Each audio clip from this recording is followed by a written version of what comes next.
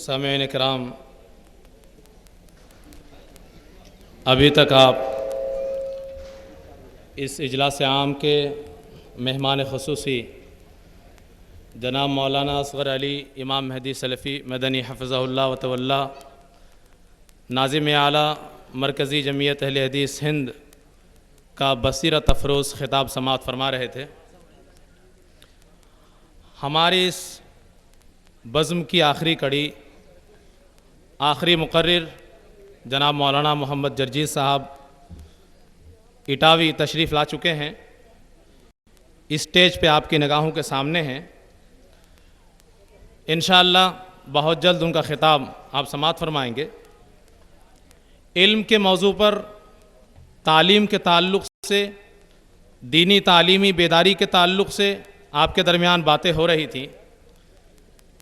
بے حد افسوس کے ساتھ ہم آپ کے سامنے اس بات کا اظہار کر رہے ہیں کہ ابھی جناب مولانا محمد جرجیز صاحب اٹاوی کی آمد پر ہمارے بعض سامعین نے جس جہالت کا مظاہرہ کیا، یقیناً یہ علم کے نہ ہونے کی وجہ سے ہے، دینی تعلیم کی کمی کی وجہ سے ہے، دینی تعلیم کے فقدان کی وجہ سے ہے، اسلام کو نہ جاننے کی وجہ سے ہے۔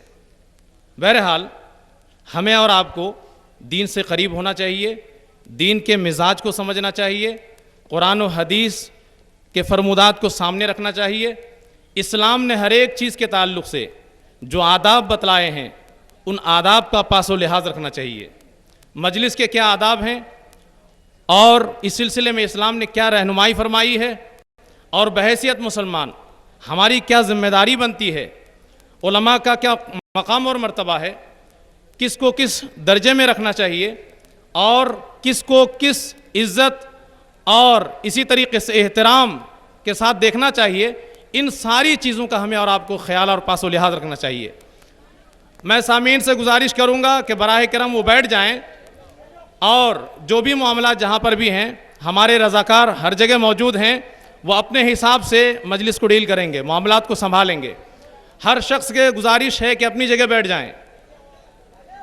اب آپ کے درمیان انشاءاللہ مولانا محمد جرجیز صاحب تشریف لائیں گے۔ میں 5 منٹ کے لیے اسی علم کی اہمیت کو بتلانے کی خاطر اور خود دارالعلوم محمدیہ سلفیہ شجاعت گنج کانپور کے ایک چھوٹے طالب علم کو آپ کے سامنے پیش کر کے، جو اسی محلہ شجاعت گنج کا رہنے والا ہے، آپ کو یہ بتلانا چاہتا ہوں کہ ایسا نہیں ہے کہ ہمارے اور آپ کے اندر صلاحیت نہیں ہے، ہمارے بچوں کے اندر لیاقت نہیں ہے، قابلیت نہیں ہے۔ ہم بعض علماء کو دیکھ کر کے کبھی کبھی جو دل کے اندر ارمان ہمارے جاگ اٹھتے ہیں کہ کاش ہم بھی ایسا کر سکتے، ہمارے بچے ایسا کر سکتے ہیں۔ میں چھوٹا سا بچہ محمد انشال سے اپیل کرتا ہوں، وہ آئیں اور آ کر کے اپنی پیاری سی باتیں آپ کے سامنے رکھیں، تاکہ آپ سمجھ سکیں کہ محنت سے ہر ایک چیز ممکن ہے، اور ہمارے بچے بھی بڑے بڑے عالم بن سکتے ہیں، علامہ بن سکتے ہیں، دین کی بہت اچھی اچھی باتیں ہمیں بتلا سکتے ہیں۔ محمد انشاء اللہ۔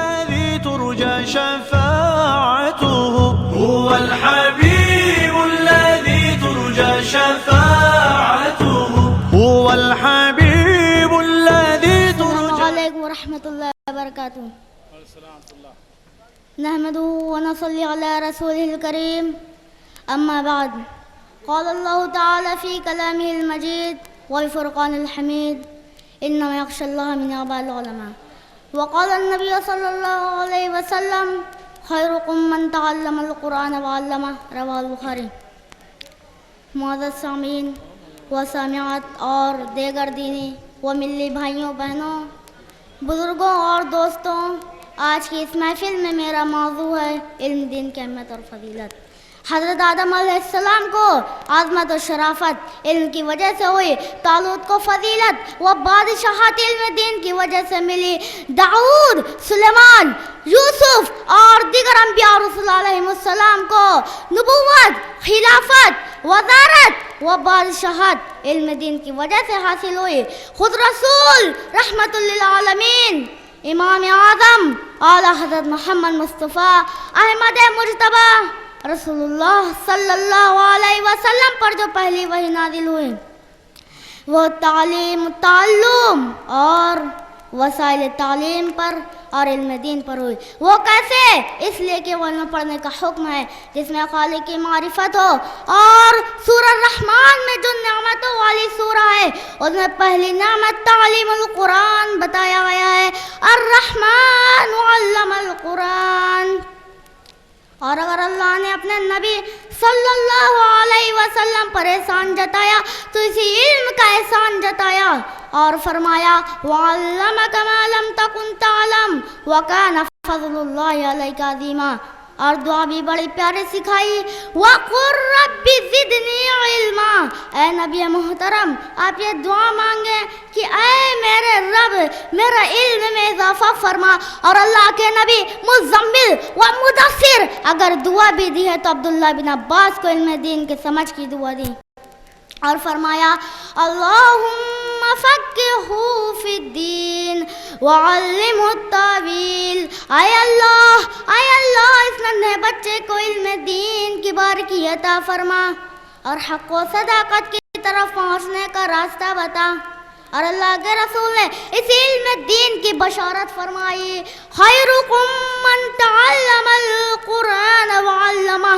تم میں سب سے بہتر وہ ہے جو قرآن سیکھے اور دوسروں کو سکھائے۔ اللہ کے رسول نے فرمایا من سلک طریقا یلتمس فیہ علما سہل اللہ لہ بہ طریقا الی الجنہ۔ جو علم حاصل کرنے کی غرض سے نکلا اللہ اس کے لیے جنت کا راستہ آسان کر دے گا۔ اے لوگوں تو اپنی اولاد کو چاند پر پہنچانا چاہتے ہو، غور تو کرو کہ ہماری اولاد جنت میں کیسے پہنچے۔ اللہ کے رسول نے فرمایا داعی الی اللہ سراجا منیر لا یستغفر من فی السماوات ومن فی الارض للعالم حتی الحیتان فی البحر وحتی النملۃ فی جوہرها۔ زمین و آسمان میں تمام مخلوقات عالم دین کے لیے مغفرت کی دعائیں کرتی ہیں، حتیٰ کہ سمندر میں مچھلیاں اور چیٹیاں اپنے بلوں میں اللہ اکبر سبحان اللہ۔ کیا یہ بشارت کم ہے؟ اے لوگوں تو اپنی اولاد کو ڈاکٹر، انجینئر، وکیل، سائنسداں وغیرہ وغیرہ بنانے والوں، کیا تم نے کبھی غور کیا ہے کہ علم دین کی اہمیت اور فضیلت و مقام و مرتبہ کیا ہے؟ اللہ قسم میں یہ نہیں کہتا کہ اپنی اولاد کو ڈاکٹر نہ بناؤ، انجینئر نہ بناؤ، وکیل نہ بناؤ، سائنسداں نہ بناؤ، رب العالمین کی قسم سب بناؤ، لیکن اس سے پہلے ایک پکا اور سچا مسلمان بناؤ، اللہ اور اس کے رسول کی حقیقت بتاؤ، اسلام کی معرفت و حکمت بتاؤ، حلال و حرام کی تمیز بتاؤ۔ تم اپنی اولاد کو نوٹوں کی گڈیوں سے، دولت کے ڈھیروں سے سب بنا سکتے ہو، لیکن تقوی، طہارت، عزت، شرافت، اخلاق و کردار، والدین کے حقوق، بھائیوں بہنوں اور دیگر لوگوں کے حقوق، یہ سب علم دین سے ہی حاصل کر سکتے ہو۔ اس لیے اللہ نے فرمایا انما یخشی اللہ من عبادہ العلماء۔ اللہ کے بندوں میں علماء ہی اللہ سے سب سے زیادہ ڈرتے ہیں۔ اور اللہ رب العزت نے دوسری جگہ ارشاد فرمایا یرفع اللہ الذین آمنوا منکم والذین اولو العلم منکم درجات۔ اللہ تعالیٰ تم میں سے اہل ایمان اور اہل علم کے درجات کو بلند کرتا ہے۔ آخر میں دعا ہے کہ اللہ تعالیٰ ہم سب کو علم دین حاصل کرنے کی توفیق دے اور اس پر عمل کرنے کی توفیق دے، آمین۔ وآخر دعوانا الحمدللہ رب العالمین۔ السلام علیکم ورحمۃ اللہ وبرکاتہ۔ اللہ میرے اللہ، اللہ میرے اللہ، اللہ میرے اللہ، اللہ میرے اللہ۔ سر میرا جھکا ہے تیرے در پر میرے اللہ، سر میرا جھکا ہے تیرے در پر میرے اللہ۔ السلام علیکم ورحمۃ اللہ وبرکاتہ۔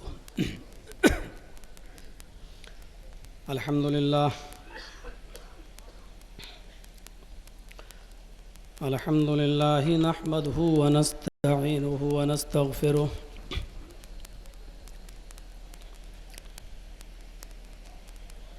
ونعوذ بالله من شرور أنفسنا ومن سيئات أعمالنا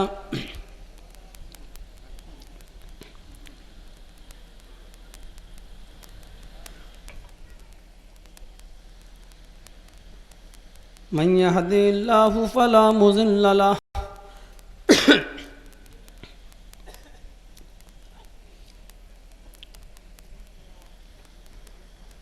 ومن يضلله فلا هادي له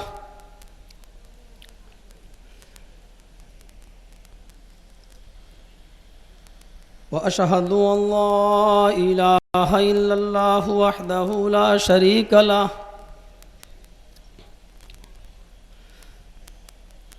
وأشهد أن محمدًا عبده ورسوله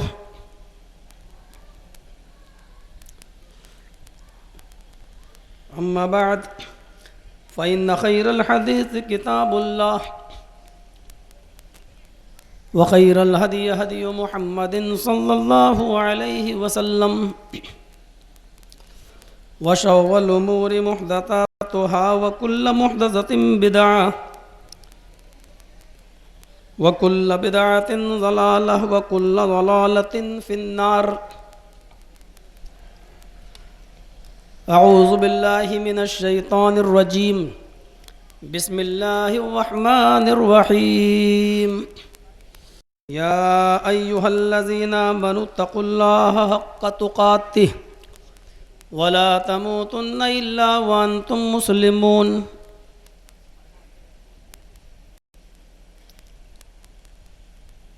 وقال النبي صلى الله عليه وسلم وعن معاذ بن جبل رضي الله تعالى عنه قال أوصاني رسول الله صلى الله عليه وسلم بعشر كلمات قال لا تشرك بالله شيئا إن قتلت أو حرقت ولا تؤقن والديك وإن أمراك أن تخرج من أهلك ومالك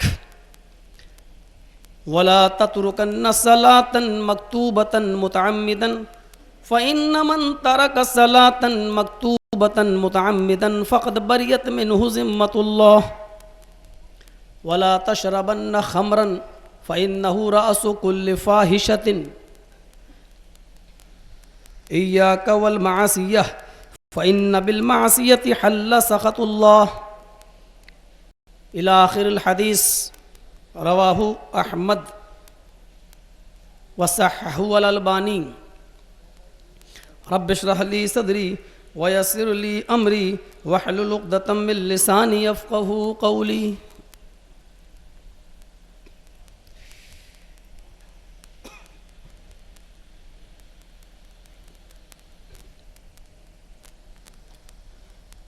معزز و محترم فضیلت الشیخ اصغر علی امام مہدی حافظہ اللہ ناظم اعلیٰ مرکزی جمعیت اہل حدیث ہند، اسٹیج پہ بیٹھے ہوئے ہمارے اور دیگر علماء کرام، معزز سامعین کرام، تقریباً 15-16 سالوں سے آپ کا یہ جلسہ ہر سال یہاں منعقد ہوتا ہے اور میں کنٹینیو آپ کے اس جلسے میں ہر سال شرکت کرتا ہوں۔ ایک یا دو بار شاید میں نہیں آ سکا، ورنہ ہر سال میں آتا ہوں۔ اس مرتبہ کا سفر ہمارے لیے ذرا زیادہ دشوار تر ہوا ہے۔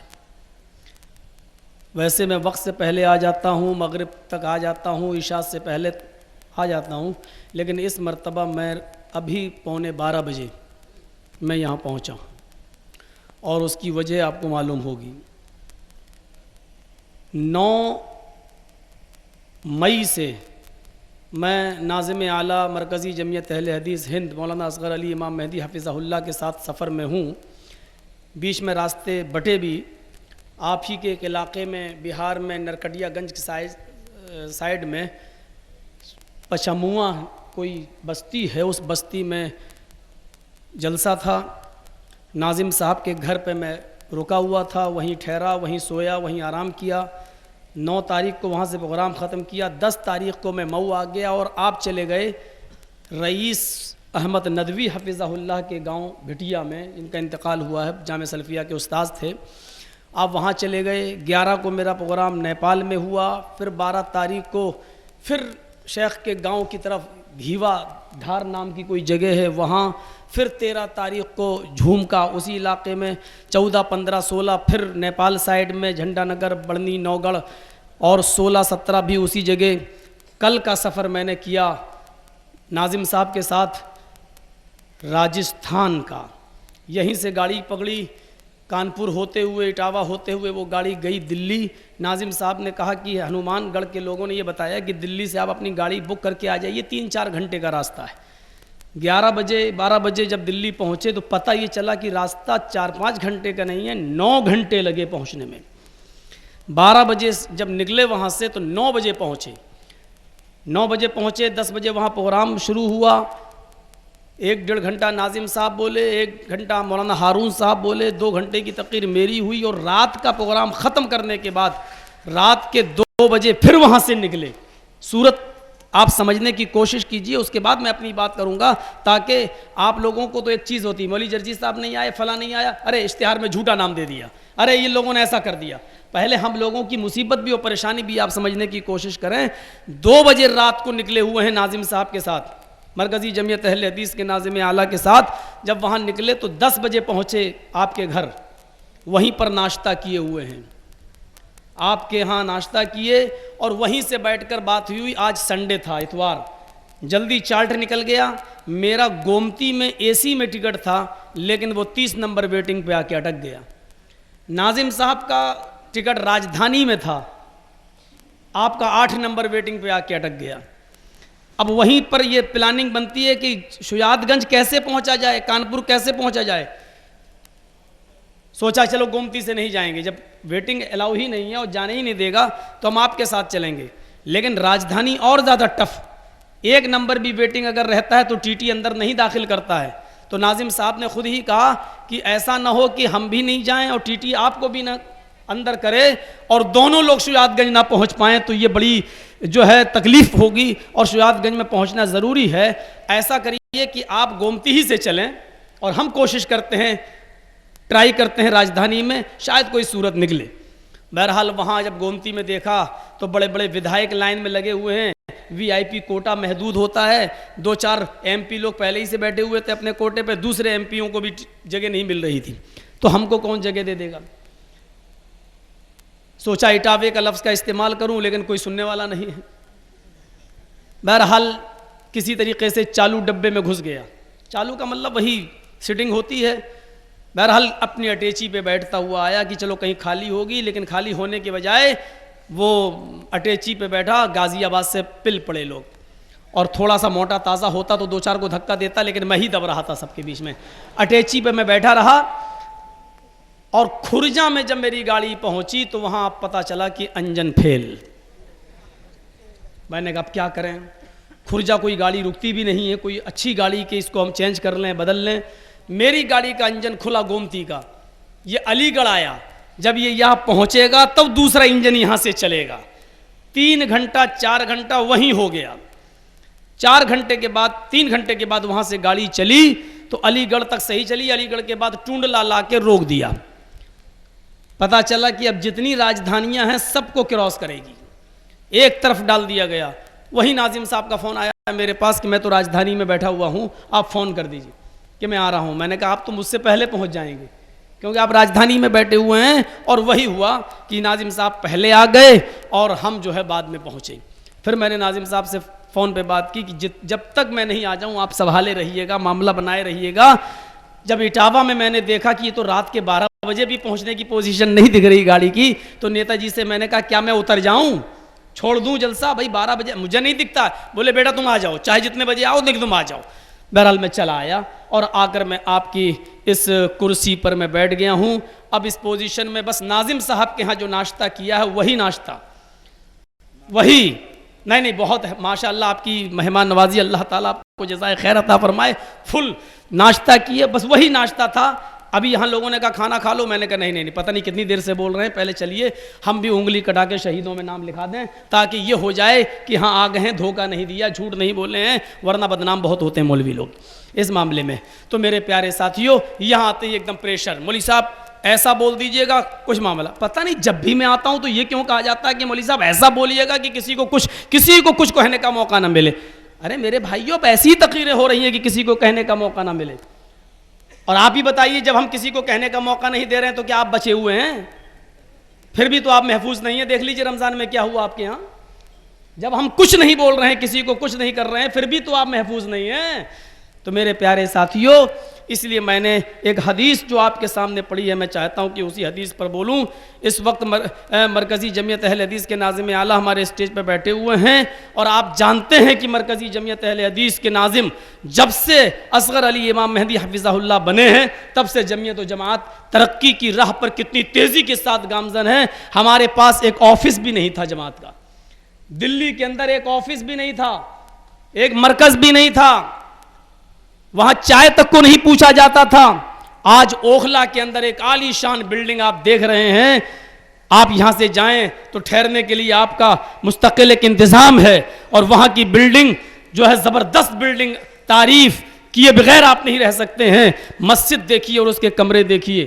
ایک دور ہماری جماعت کے اوپر ایسا آ گیا تھا کہ ترجمان تک بند ہو گیا تھا, اردو کا پیپر. ترجمان بھی جو اپنے مسلک کی ترجمانی کرتا ہے اور مسلک کے حالات کو بیان کرتا ہے, لیکن ترجمان بھی بند ہو گیا. اصغر علی امام مہدی حفظہ اللہ آئے تو نہ صرف ترجمان جاری کیا, اردو میں ترجمان چالو ہوا, عربی میں الاستقامہ کے نام سے ایک پرچہ برابر نکل رہا ہے ہر مہینے, ہندی کے اندر اصلاح سماج نکل رہا ہے, اور انگلش کے اندر دا سمپل ٹروتھ.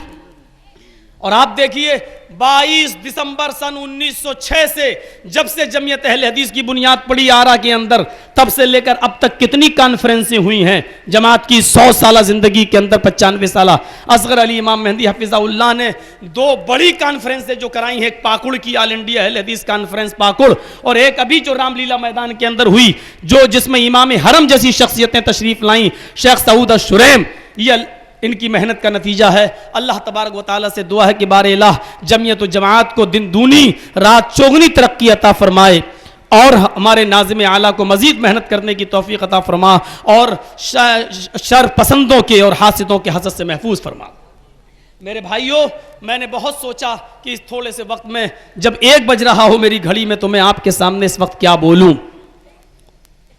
میں نے جو چیز اٹھائی ہے میں اسی کا خلاصہ کر دیتا ہوں. اس کو ایک اصلاح معاشرے کا نام دیا جا سکتا ہے, اصلاح سماج کا نام دیا جا سکتا ہے, یا اصلاحی تقریر کا نام دیا جا سکتا ہے. آپ لوگ اس کو جو نام دینا چاہیں دیں. اللہ کے نبی جناب محمد رسول اللہ صلی اللہ علیہ وسلم کی وہ پیاری حدیث جس کو حضرت معاذ ابن جبل رضی اللہ تعالیٰ عنہ نے بیان کیا ہے, اور وہ خود اس حدیث کے راوی ہیں. وہ حدیث امام احمد اپنی مسند کے اندر لائے ہیں, اور علامہ البانی نے اس حدیث کو صحیح قرار دیا ہے. اس حدیث میں 10 چیزیں بتائی گئی ہیں, اور ہمارے معاشرے میں وہ 10 چیزیں پائی جا رہی ہیں. ہمیں غور کرنا چاہیے ان 10 چیزیں وہ چیزیں کیا ہیں, اور جن سے منع کیا گیا ان سے باز آنا چاہیے, اور جن کا حکم دیا گیا ہے وہ ہمیں کرنا چاہیے. پہلی چیز, دوسری چیز, تیسری چیز, ایک ایک چیز کی ذرا وضاحت سنیے گا. وعن معاذ بن جبل رضی اللہ تعالی عنہ قال اوصانی رسول اللہ صلی اللہ علیہ وسلم بعشر کلمات. معاذ ابن جبل فرماتے ہیں کہ مجھے اللہ کے رسول نے 10 باتوں کی وصیت فرمائی. مجھے اللہ کے نبی نے 10 باتوں کی وصیت فرمائی. ان 10 باتوں کی وصیت میں پہلی چیز یہ فرمائی, اے معاذ لا تشرک باللہ شیئا ان قتلتا حرقتا. اے معاذ کبھی اللہ کے ساتھ کسی دوسری ہستی کو شریک مت کرنا, اللہ کے ساتھ کسی دوسرے کو شریک مت کرنا. اور اس کے بعد جو امپورٹنٹ جملہ ہے وہ یہ, ان قتلتا او حرقتا, چاہے تجھے قتل کر دیا جائے یا تجھے جلا دیا جائے, چاہے تیری گردن اڑا دی جائے یا تجھے آگ میں ڈال دیا جائے, قتل ہو جانا گوارا کر لینا، اپنے آپ کو جلا کر راکھ کروا لینا، لیکن شرک مت کرنا، اللہ کے ساتھ دوسرے کو شریک مت کرنا۔ ہمارے بعض محدثین نے اس کو قتلتا بھی پڑھا، ان قتلتا حرقتا، قتلتا کی جگہ قتلتا بھی پڑھا ہے۔ قتلتا جب اس کو باب تفعیل میں لے جائیں گے تو الفاظ کی زیادتی، معنی کی زیادتی پر دلالت کرتی ہے۔ اس وقت معنی یہ ہوگا کہ اے معاذ، اللہ کے ساتھ کسی دوسرے کو شریک مت کرنا، ان قتلتا، چاہے تمہیں ٹکڑے ٹکڑے کر دیا جائے، بوٹی بوٹی کر دیا جائے، قیمہ قیمہ کر دیا جائے، تم اپنے جسم کو ٹکڑے ٹکڑے کروا لینا، لیکن دوسرے کو اللہ کے ساتھ شریک مت کرنا۔ شرک کس کو کہتے ہیں؟ اور اللہ نے کس چیز کو کہا کہ میرے ساتھ دوسرے کو شریک مت کرنا؟ شرک کے نقصان کیا ہیں؟ ایک چیز بتاؤں گا، کیونکہ ہمیں 10 چیزیں بتانا ہے، اور میرا موضوع توحید و شرک نہیں ہے، یہ بس ایک اشارہ کر کے نکلوں گا، اور اللہ کرے کہ اشارہ ہی کامیاب ہو جائے اور صحیح نشانے پہ لگے۔ اللہ کے نبی صلی اللہ علیہ وسلم نے فرمایا ان قتلتا حرقتا، قتل کر دیا جائے تو قتل ہو جانا، لیکن شرک مت کرنا۔ شرک کا کوئی نقصان ہے تبھی تو منع کیا ہے۔ پہلے تو ایک خوبی شرک کا نقصان سمجھ لو، اور شرک اور توحید کی خوبی سمجھ لو۔ شرک کی ضد کیا ہے؟ توحید۔ توحید کی خوبی کیا ہے؟ جب تک توحید کی خوبی کو نہیں سمجھیں گے شرک کا نقصان سمجھ میں نہیں آئے گا۔ توحید کی خوبی یہ ہے کہ توحید انسان کو اپنے رب کے بہت قریب کر دیتی ہے۔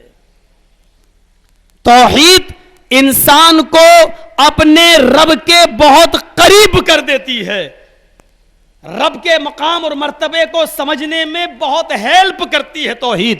اب شرک کا معنی بالکل سمجھ میں آ گیا۔ تو شرک کا نقصان کیا ہوگا؟ توحید اللہ کے قریب کرنے والی سب سے اہم چیز، تو شرک کا نقصان یہ ہے کہ وہ انسان کو اللہ سے کوسوں دور کر دیتا ہے، اور اپنے ہی جیسے کسی انسان کے مقام و مرتبے کو اللہ سے بڑا بنا کر اس کے سامنے پیش کر دیتا ہے۔ یہ شرک کا سب سے بڑا نقصان ہے۔ اور ان دونوں کی دلیل دیکھ لیجیے۔ ایک صحابی آئے، اللہ کے رسول میں دور کا رہنے والا ہوں۔ اچھا، راستے میں جنگل ہے، مجھے جانا بھی ضروری ہے، اور شام کا سورج ڈوبنے سے پہلے پہنچنا ضروری ہے، اس لیے زیادہ دیر آپ کے پاس نہیں بیٹھ سکتا۔ مجھے 2 جملوں میں بتا دو توحید کس کو کہتے ہیں، مجھے 2 لفظوں میں بتا دیجئے توحید کس کو کہتے ہیں۔ آدھا گھنٹہ 1 گھنٹہ میں آپ کی تقریر، آپ کا لیکچر سننے کی طاقت نہیں رکھتا، مجھے جانا ہے دور، راستے میں جنگل ہے، خطرناک جانور ہیں، درندے ہیں، وحشی ہے، ہم نہیں رک سکتے زیادہ، مجھے بس 2 لفظوں میں بتا دو توحید کس کو کہتے ہیں۔ تو اللہ کے نبی صلی اللہ علیہ وسلم نے یہ نہیں فرمایا جہاں جاؤ مجھے یاد رکھنا۔ اللہ کے نبی نے یہ نہیں کہا جہاں جاؤ مجھے یاد رکھنا، یا جہاں جاؤ یہ کہہ دینا یا رسول اللہ۔ اللہ کے نبی نے اس کو 2 جملوں میں کتنی اچھی بات بتائی کہ تم توحید کو سمجھنا چاہتے ہو تو سنو، جاؤ تم یہاں سے۔ توحید یہ ہے اذا سألت فاسأل اللہ واذا استعنت فاستعن باللہ، جب کبھی کسی سوال کی ضرورت پیش آ جائے تو اللہ سے سوال کرنا، اور جب کبھی مدد طلب کرنے کی ضرورت پڑ جائے تو اللہ سے مدد طلب کرنا۔ ہمارے بھائی کہہ رہے ہوں گے مولوی صاحب منع کیا تھا کہ مت بولنا۔ میرے بھائی آپ نے یہ کہا تھا کہ سیدھے سیدھے قرآن حدیث بولنا ہے، میں سیدھے سیدھے قرآن حدیث بول رہا ہوں۔ یہ تو ہمارا پیدائشی حق ہے۔ ہمارے ہاں کی بکریاں بھی جب پیدا ہوتی ہیں تو آدھی اہل حدیث ہوتی ہیں، تو یہ تو ہمارا حق ہے قرآن و حدیث کو پیش کرنا۔ اللہ کے نبی صلی اللہ علیہ وسلم نے صاف کہہ دیا اذا سألت فاسأل اللہ واذا استعنت فاستعن باللہ، جب سوال کر تو اللہ سے سوال کرنا، اور جب مدد طلب کر تو اللہ سے مدد طلب کرنا۔ توحید ہو گئی، کتنا قریب کر دیا اللہ سے، یعنی ہمیشہ ہر حال میں اللہ کو اپنے قریب سمجھنا۔ جب بھی کوئی ضرورت پیش آ جائے تو تیرے گھر والے تو بعد میں آئیں گے، اللہ تجھ سے بہت قریب ہے۔ وَإِذَا سَأَلَكَ عِبَادِي فَإِنِّي قَرِيبٌ وَإِذَا سَأَلَكَ عِبَادِي أَنِّي فَإِنِّي قَرِيبٌ، جب میرے بندے میرے بارے میں پوچھے کہ اللہ کہاں ہے تو اے نبی کہہ دو میں ان کے بالکل قریب ہوں۔ تو جب بھی سوال کرنا ہو تو اس سے کیا جائے جو قریب ہو، اور مجھ سے زیادہ قریب کوئی نہیں ہے، اس لیے اللہ سے سوال کرنا، اور جب بھی مدد طلب کرنا ہو تو اللہ سے مدد طلب کرنا۔ تو توحید کا فائدہ کیا ہے؟ وہ اللہ کے قریب کر دیتی ہے اور اللہ کا مقام و مرتبہ سب سے اونچا ثابت کرتی ہے، یہ توحید کا سب سے بڑا فائدہ ہے۔ اور شرک کا سب سے بڑا نقصان کیا ہے؟ وہ انسان کو اللہ سے دور کر دیتا ہے، دور کر دیتا ہے، اور اللہ سے زیادہ طاقت وہ غیر اللہ میں سمجھنے لگتا ہے۔ اور اس کی دلیل کیا ہے؟ والذین یدعون من دونہ ما یملکون من قطمیر، اللہ کو چھوڑ کر یہ جس کو بھی پکار رہے ہیں، جس سے بھی مدد طلب کر رہے ہیں، یہ لوگ اتنے کمزور ہیں کہ کھجور کی گٹھلی تو بہت دور، کھجور کی گٹھلی کے چھلکے کے بھی مالک نہیں ہیں۔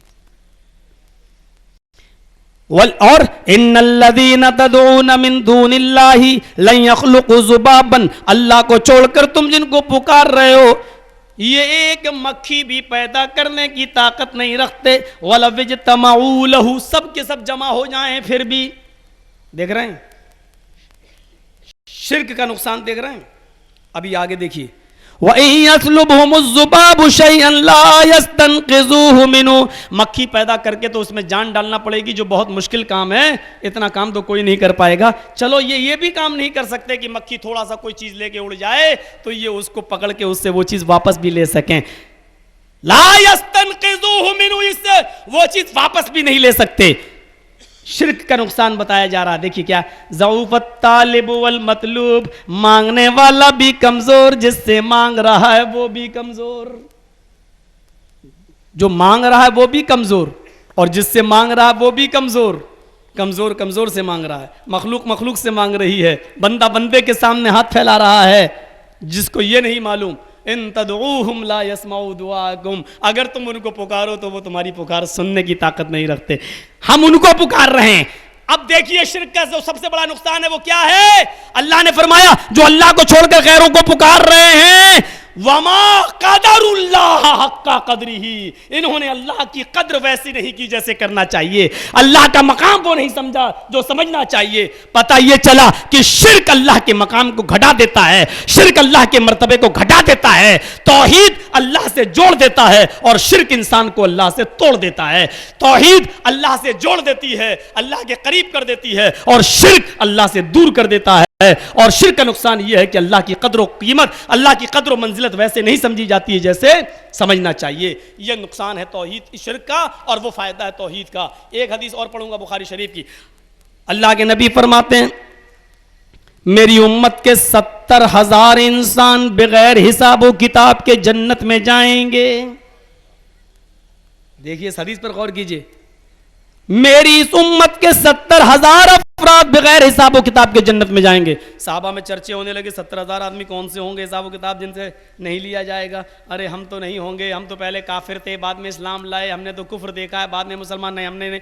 دوسرے دن اللہ کے رسول نے پھر اس کی وضاحت فرمائی، آپ نے فرمایا کچھ لوگوں میں چرچے ہو رہے ہیں کہ 70,000 آدمی بغیر حساب و کتاب کے وہ کون ہوں گے جو جنت میں جائیں گے؟ اللہ کے نبی فرماتے ہیں میں بتاتا ہوں وہ 70,000 افراد کون ہیں جو جنت میں جائیں گے۔ فرمایا الذین ہم لا یتطیرون، جو بدشگونی نہیں لیتے ہوں گے۔ بدشگونی سمجھتے ہیں؟ عرب کے اندر ایک پرندہ، کسی آدمی کو کوئی کام کرنا ہوتا تھا، یہ کام کروں یا نہیں، اس میں فائدہ ہوگا یا نقصان، تو وہ ایک چڑیا لیتا تھا اور چڑیا کو اڑاتے تھا، چڑیا پکڑ کے اڑاتا تھا۔ اگر وہ چڑیا، وہ پرندہ دائیں طرف بھاگتا تھا تو کہتا تھا نہیں میرا کام ہوگا، دیکھو دائیں طرف بھاگا ہے۔ اور اگر وہ چڑیا، وہ پرندہ بائیں طرف بھاگتی تھی تو کہتے تھے نہیں ہم یہ کام نہیں کریں گے۔ یہ بدشگونی ہے۔ جیسے کوئی کام منگل کو بگڑ گیا، ارے چلو اگلے منگل کو پھر کیا، پھر بگڑ گیا، اگلے منگل کو پھر کیا، پھر بگڑ گیا۔ اب آدمی کہتا ہے نہیں اب میں منگل کو کام ہی نہیں کروں گا۔ اب میرے ساتھ ایک حادثہ ہوا ہے، لوگ کہنے لگے تم چھوڑ دو مولانا۔ میں نے کہا کیوں چھوڑ دوں؟ میں نے 4 نکاح پڑھائے ہیں اب تک اپنی زندگی میں، اور 4 کو طلاق ہو گئی۔ اب آدمی کہتا مولوی صاحب اب مت پڑھاؤ، تمہارا نکاح پڑھایا ہوا طلاق ہو جاتا۔ اب میں یہ سوچ لوں نہیں اب میں پڑھاؤں گا تو طلاق ہو جائے گی، یہ بدشگونی ہے۔ بس قسمت میں تھا ہو گئی، میں کیا کر لوں؟ غلطی تو تیری ہے، تو نہیں رکھ پایا اپنی بیوی کو صحیح سے، تو اس میں کیا کر لوں؟ میرے نکاح پڑھانے میں غلطی تھوڑی ہے، تیرے رہنے سہنے میں دقت ہوگی، تکلیف ہوگی، اس میں ہم کیا کر لیں؟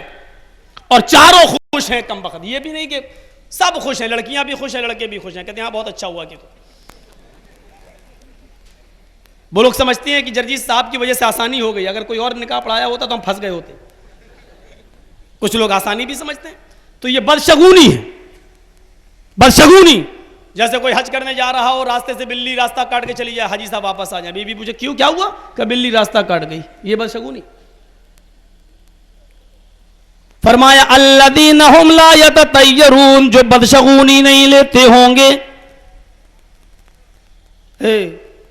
کون سا منہ لے کے صبح اٹھاتا بے ابھی تک,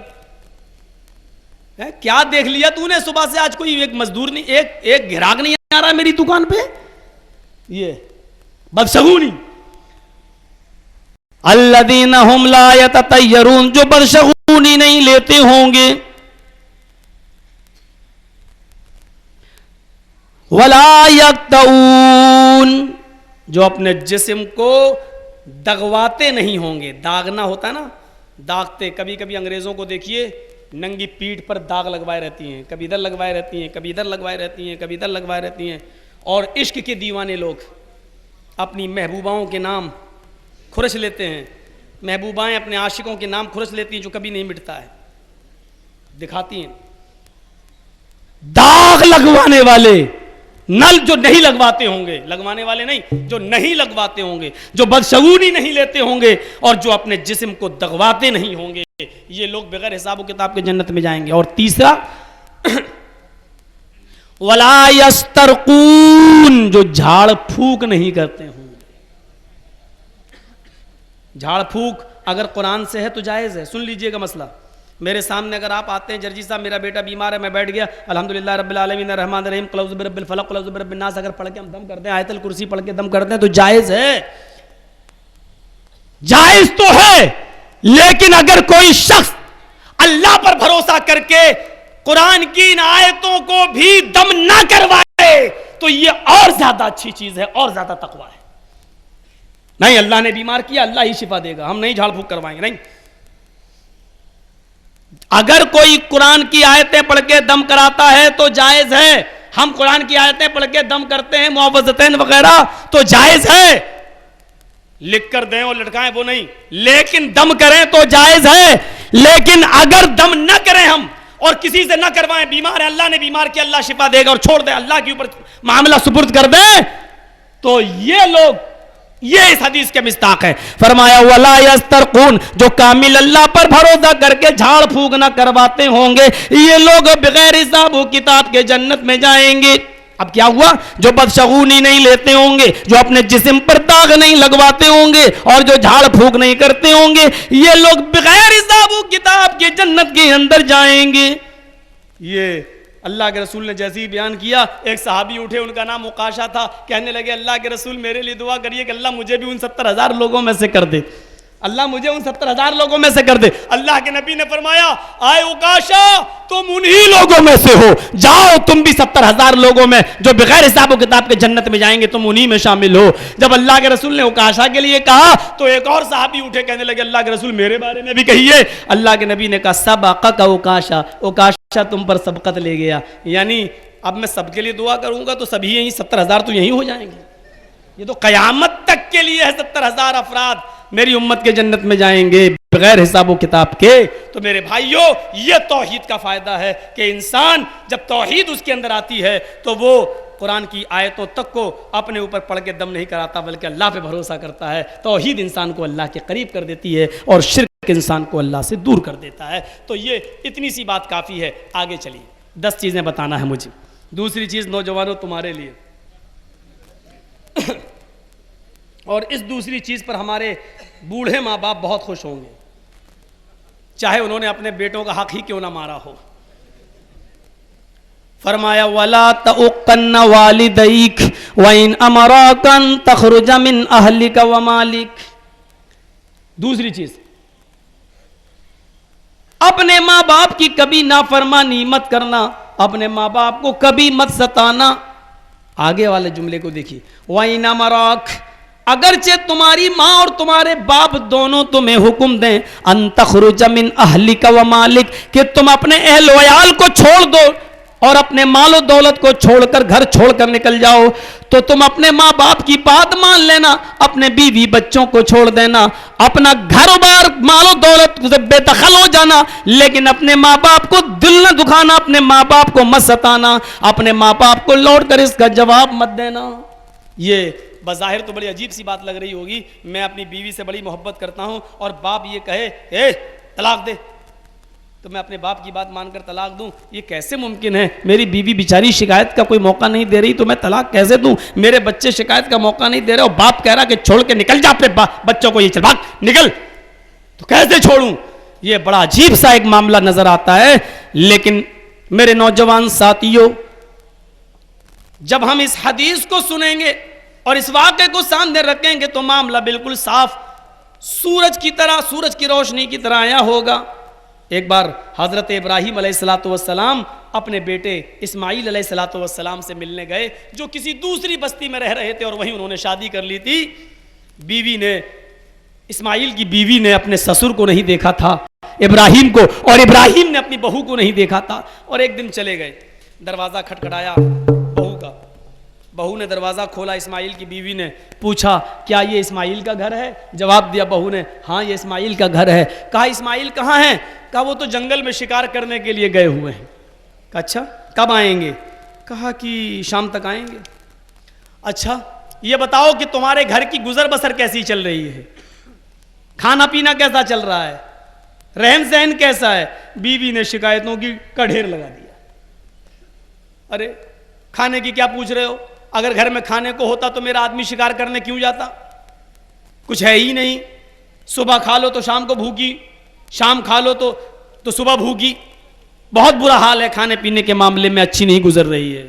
ایک شکایت ابراہیم علیہ السلام نے سنی ہو, کا بس آگے کا ڈھیر لگانے کی ضرورت نہیں ہے, ایک شکایت سے ہی اندازہ لگ گیا کہ تو کتنی اللہ والی ہے. حضرت ابراہیم نے ایک شکایت سے اندازہ لگا لیا اور کہا کہ ٹھیک ہے بس کرو, اسماعیل جب گھر پہ آ جائیں تو ان کو میرا سلام کہنا. کہا اچھا ٹھیک ہے. کہا کہ نام کا نام ہم بتانے کی ضرورت نہیں, اس سے کہہ دینا کہ ایک بوڑھا آدمی آیا تھا اس نے تم کو سلام کہا ہے. کہا اور کچھ؟ کہا اور کچھ کہنا تو یہ کہہ دینا کہ تمہارے بوڑھے نے یہ کہا ہے کہ گھر کی چوکھٹ ٹھیک نہیں ہے, اس کو بدل لو, گھر کی چوکھٹ بدل دو. اسماعیل کی بیوی آپس سوچنے لگی یہ بڈھا سٹیا گیا, گھر کی چوکھٹ تو ٹھیک ہے, گرمیوں میں ہوا آتی ہے, سردیوں میں دھوپ آتی ہے, اور کیا چاہیے, اور یہ کہہ رہا گھر کی چوکھٹ بدل لو. وہ دیکھنے لگی کہ گھر کی چوکھٹ تو ٹھیک ہے, یہ بڈھا سٹیا گیا. اچھا ٹھیک ہے میں کہہ دوں گی.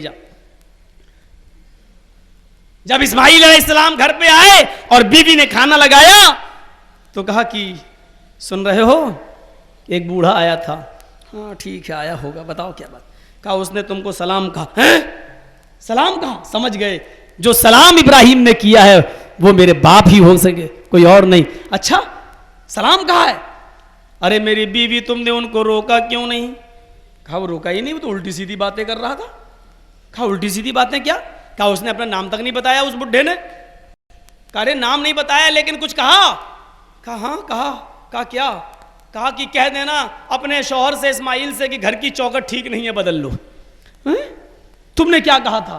کہا کچھ نہیں, اس نے پوچھا تھا کہ گھر میں کھانا پینا کیسا چل رہا ہے, میں نے بتا دیا کہ صبح کھا لو تو شام کو نہیں ملتا, شام کو کھا لو تو صبح نہیں ملتا. کہا میری بیوی غضب کر دی, وہ میرا باپ تھا جس نے سلام کا, اور تم نے یہ شکایت کر کے اللہ کی نافرمانی کی.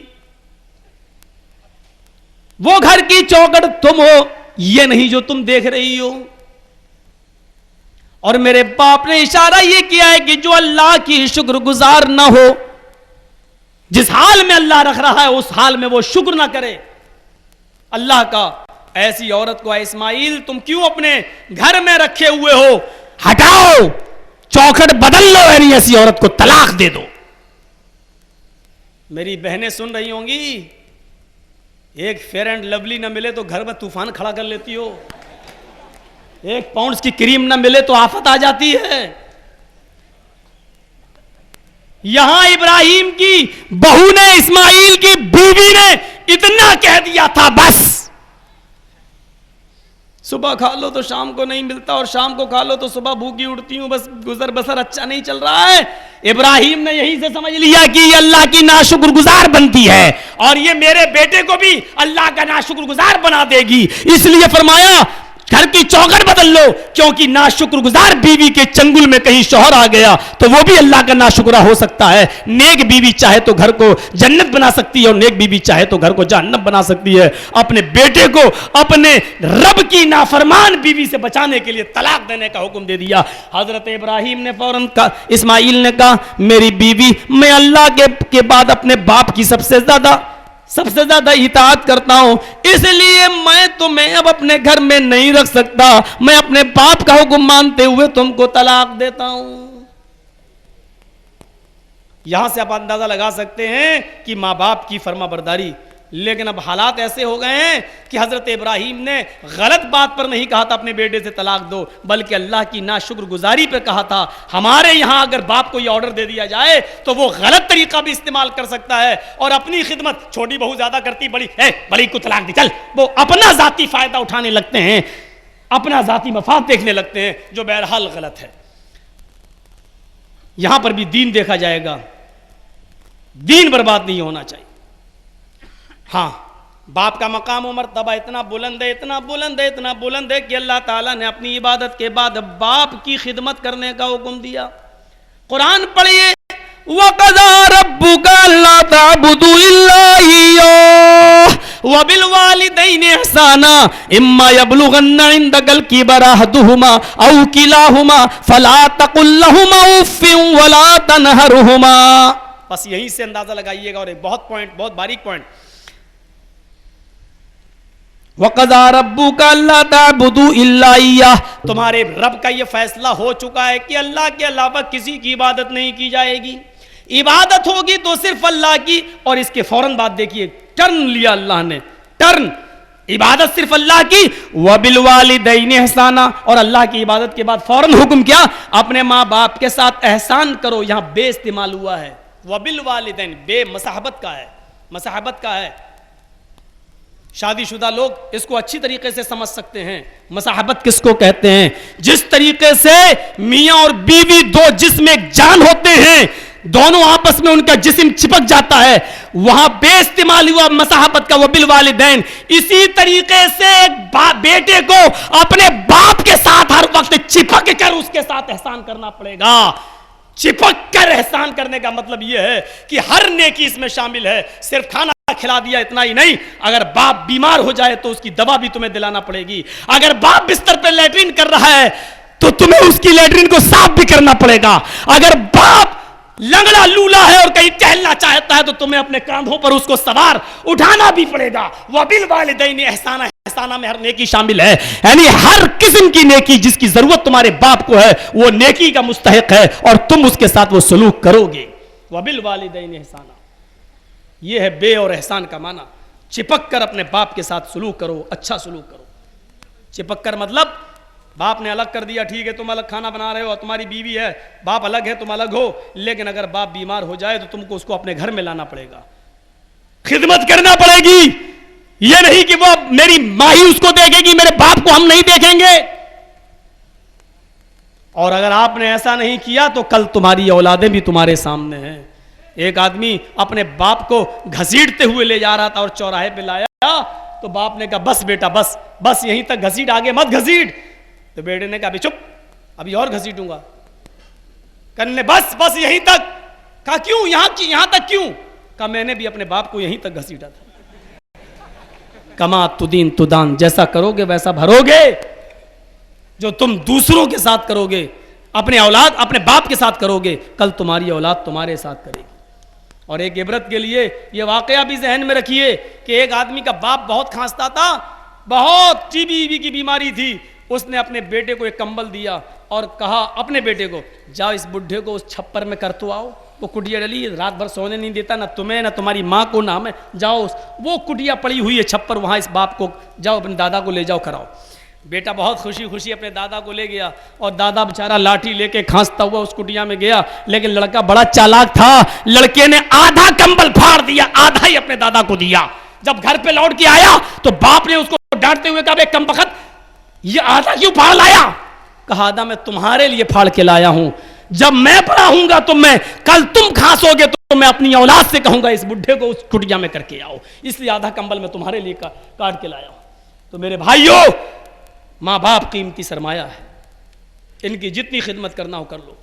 وَقَضَىٰ رَبُّكَ أَلَّا تَعْبُدُوا إِلَّا إِيَّاهُ وَبِالْوَالِدَيْنِ إِحْسَانًا، تمہارے رب کا فیصلہ ہو چکا کہ اپنے اللہ کے علاوہ کسی کی عبادت نہ کرو اور اپنے ماں باپ کے ساتھ اچھا سلوک کرو، نیکی کرو۔ إِمَّا يَبْلُغَنَّ عِندَكَ الْكِبَرَ أَحَدُهُمَا أَوْ كِلَاهُمَا فَلَا تَقُل لَّهُمَا أُفٍّ فَلَا تَقُل لَّهُمَا أُفٍّ، بس یہیں تک سنو، ان دونوں میں سے ایک یا وہ دونوں تمہاری زندگی کو بڑھاپے کو پہنچ جائیں، ان دونوں میں سے کوئی ایک یا وہ دونوں تمہاری زندگی میں بڑھاپے کو پہنچ جائیں تو فلا تقل لہما اف، تو تم ان سے اف کا ترجمہ کیا کروں؟ اف کا ترجمہ تو یہی لوگ کرتے ہیں عام طور پر کہ ان سے اف بھی مت کرنا، لیکن اف ہے کیا چیز؟ اس کا صحیح مفہوم ہوا تو تم ان سے ہوں بھی مت کرنا، بھی مت کرنا۔ کا مطلب ایسے سمجھو، بیٹا کمپیوٹر پہ بیٹھا ہے، چلا رہا ہے، باپ لیٹا ہے، بیمار ہے، بیٹا کمپیوٹر پہ بیٹھا پاس میں ہی، بیٹا ذرا دوا کھاؤں گا، ایک گلاس پانی لاؤ، اٹھا بیٹا، پانی لایا اور دے دیا، لیکن اس نے اٹھنے سے پہلے اوہ کر دیا۔ باپ نے کہا بیٹا پانی ایک گلاس پانی، اٹھا اور پانی لایا، پانی تو لایا دیا، لیکن اس نے پانی لانے سے پہلے یا کبھی کبھی پی نہیں سکتے ہو بغل میں تو رکھا ہے، اور اٹھ کے لائے اور دے دیا۔ دے رہا ہے لیکن کہہ کے دے رہا ہے، دے رہا ہے لیکن اوہ کر کے دے رہا ہے، ساری نیکی بیکار۔ فرمایا جب تمہارے باپ یا ماں یا دونوں، ایک یا دونوں تمہاری زندگی میں بڑھاپے کو پہنچ جائیں تو تم ان سے اوہ بھی مت کرنا۔ وَلَا تَنْهَرْهُمَا، اور ان کو جھڑکنا نہیں، جھڑکنا نہیں۔ یہ قرآن کی تعلیمات ہے ماں باپ کی۔ ایک صحابی خانہ کعبہ کا طواف کر رہے ہیں اور اپنی لنگڑی لولی اور اندھی ماں کو خانہ کعبہ کا طواف کرا رہے ہیں، راستے میں ہی دوران طواف حضرت عمر سے ٹکرا جاتے ہیں۔ حضرت عمر نے دیکھا، شاباشی دی، ماشاءاللہ تم اپنی ماں کی بڑی خدمت کر رہے ہو، لنگڑی لولی ماں کو تم اپنی پیٹھ پر سوار کر کے اس کو خانہ کعبہ کا طواف کرا رہے ہو، اللہ تمہیں بدلہ دے، جزائے خیر دے۔ لیکن یہ صحابی حضرت عمر سے مسئلہ پوچھ بیٹھے، امیر المومنین کیا آئے عمر، کیا ابھی بھی میں نے اپنی ماں کا حق ادا نہیں کیا؟ میں نے اپنی ماں کو اپنی پیٹھ پر لاد لیا اور خانہ کعبہ کا میں طواف کرا رہا ہوں، کیا ابھی بھی میری ماں کا حق ادا نہیں ہوا؟ حضرت عمر نے مسکراتے ہوئے کہا، تم اپنی ماں کے حق کی بات کر رہے ہو جب تمہیں تمہاری ماں اپنے پیٹ سے جن رہی تھی، جب تمہیں تمہاری ماں پیدا کر رہی تھی، جنتے وقت اس کو جو تکلیف ہو رہی تھی، تمہیں جنتے وقت اس کو جو تکلیف ہو رہی تھی، اور اس نے تکلیف کی جو پہلی آواز نکالی، تمہاری ماں کی منہ سے جو تمہیں پیدا کرتے وقت جو پہلی آواز نکلی، ابھی تو نے اپنی ماں کی اس آہ کا بھی حق ادا نہیں کیا، پوری زندگی کا حق ادا کرنا تو بہت دور کی بات ہے۔ ماں کے مقام اور مرتبے کو یہاں سے سمجھو۔ کہا اللہ کے رسول، باپ بھی زندہ ہے، باپ بھی زندہ ہے، کس کے ساتھ زیادہ احسان کروں؟ فرمایا اپنی ماں کے ساتھ۔ کہا اس کے بعد حسن سلوک کے سب سے زیادہ مستحق کون ہے؟ کہا تیری ماں۔ کہا اس کے بعد کون؟ کہا تیری ماں۔ کہا اس کے بعد کون؟ کہا تیرا باپ، یعنی باپ سے 3 گنا زیادہ ماں، اس لیے کہ اس نے 9 مہینے تمہیں اپنے پیٹ میں رکھا ہے، اس نے درد اٹھایا ہے، اس نے تمہیں جننے اور پیدا کرنے کی تکلیف اس نے برداشت کی ہے۔ میرے بھائیو، اس لیے ماں کا مقام و مرتبہ بھی باپ سے حسن سلوک میں 3 گنا زیادہ بتلا دیا گیا ہے۔ یہاں تک کہ اللہ کے نبی فرماتے ہیں، مسند احمد کی روایت ہے، مسند احمد کی روایت ہے، لیکن اس روایت کو پیش کرنے سے پہلے میں یہ بتا دوں، علامہ شاکر نے تعلیق چڑھائی اس روایت پر، مسند احمد کی، لکھا ہے کہ کم عمل پر زیادہ ثواب کی جتنی بھی روایتیں ہوتی ہیں وہ اکثر ضعیف ہوتی ہیں۔ کم عمل پر زیادہ ثواب کی جتنی بھی روایتیں ہوتی ہیں وہ اکثر ضعیف ہوتی ہیں. جیسے مسواک کر کے نماز پڑھو, نماز میں 70 گنا اضافہ ہو جاتا ہے, یہ سب ضعیف روایتیں ہیں.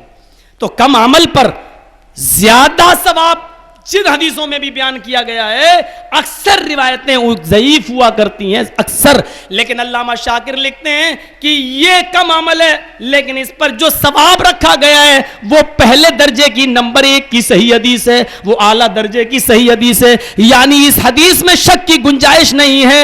وہ حدیث یہ اللہ کے نبی نے فرمایا کہ جس نے اپنے باپ کو ایک مرتبہ رحمت کی نظر سے دیکھا, اللہ تعالیٰ اس کو ایک حج مقبول کا ثواب دیتا ہے. اللہ تعالیٰ اس کے نام اعمال میں ایک حج کا ثواب لکھتا ہے. ایک صحابی نے عرض کیا, اے اللہ کے رسول, اگر میں ایک دن میں 100 مرتبہ اپنے باپ کو رحمت کی نظر سے دیکھوں تو کیا اللہ مجھے 100 حج کا ثواب دے گا؟ اللہ کے نبی نے اتنا فرمایا, اللہ کے خزانے میں کمی نہیں ہے, اللہ کی رحمت میں کمی نہیں ہے. پتہ یہ چلا کہ باپ کو ایک مرتبہ جو آدمی رحمت کی نظر سے دیکھتا ہے, اور یہ حدیث صحیح ہے کہ اس کو ایک حج مقبول کا ثواب دیا جاتا ہے.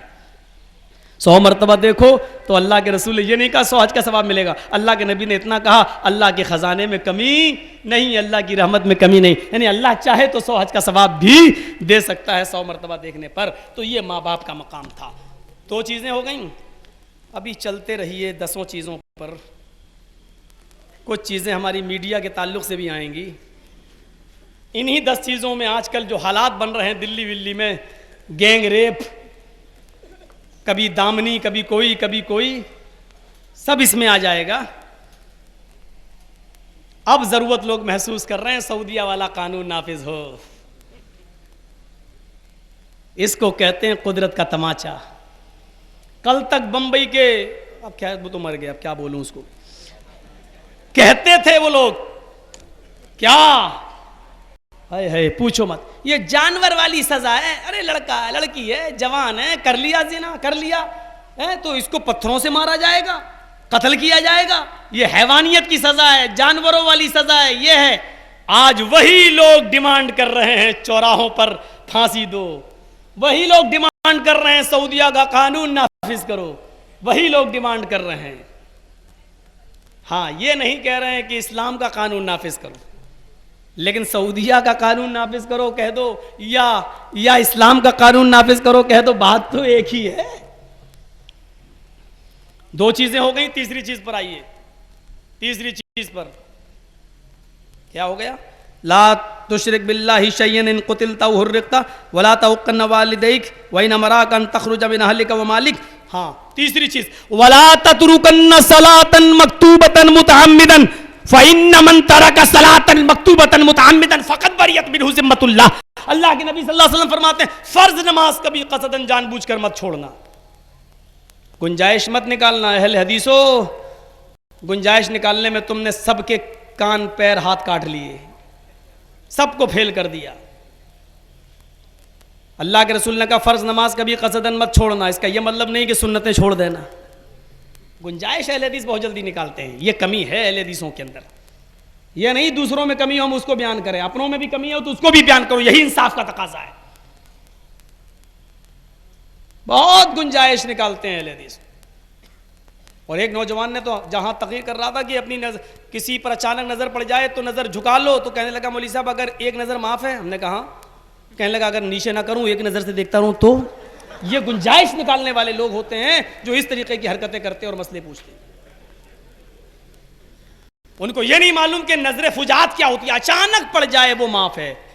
اب تو جو بار بار جو ایک ہی نظر کو دیکھ رہا ہے تو یہ اچانک نہیں ہے, یہ جان بوجھ کر دیکھنا ہوا ہے, اور یہ معاف نہیں ہے. گنجائش نہیں نکلے گی کہیں. فرمایا فرض نماز قصدن جان بوجھ کر مت چھوڑنا.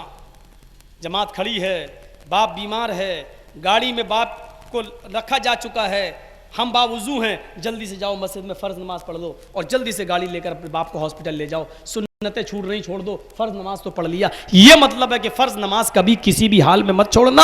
یعنی اگر کسی مصیبت پریشانی میں اگر سنت مؤکدہ چھوٹ رہی ہے تو ایک چھوڑا جا سکتا ہے, لیکن فرض نماز نہیں چھوڑی جا سکتی ہے. فرض نماز کبھی کسی حال میں معاف نہیں ہے.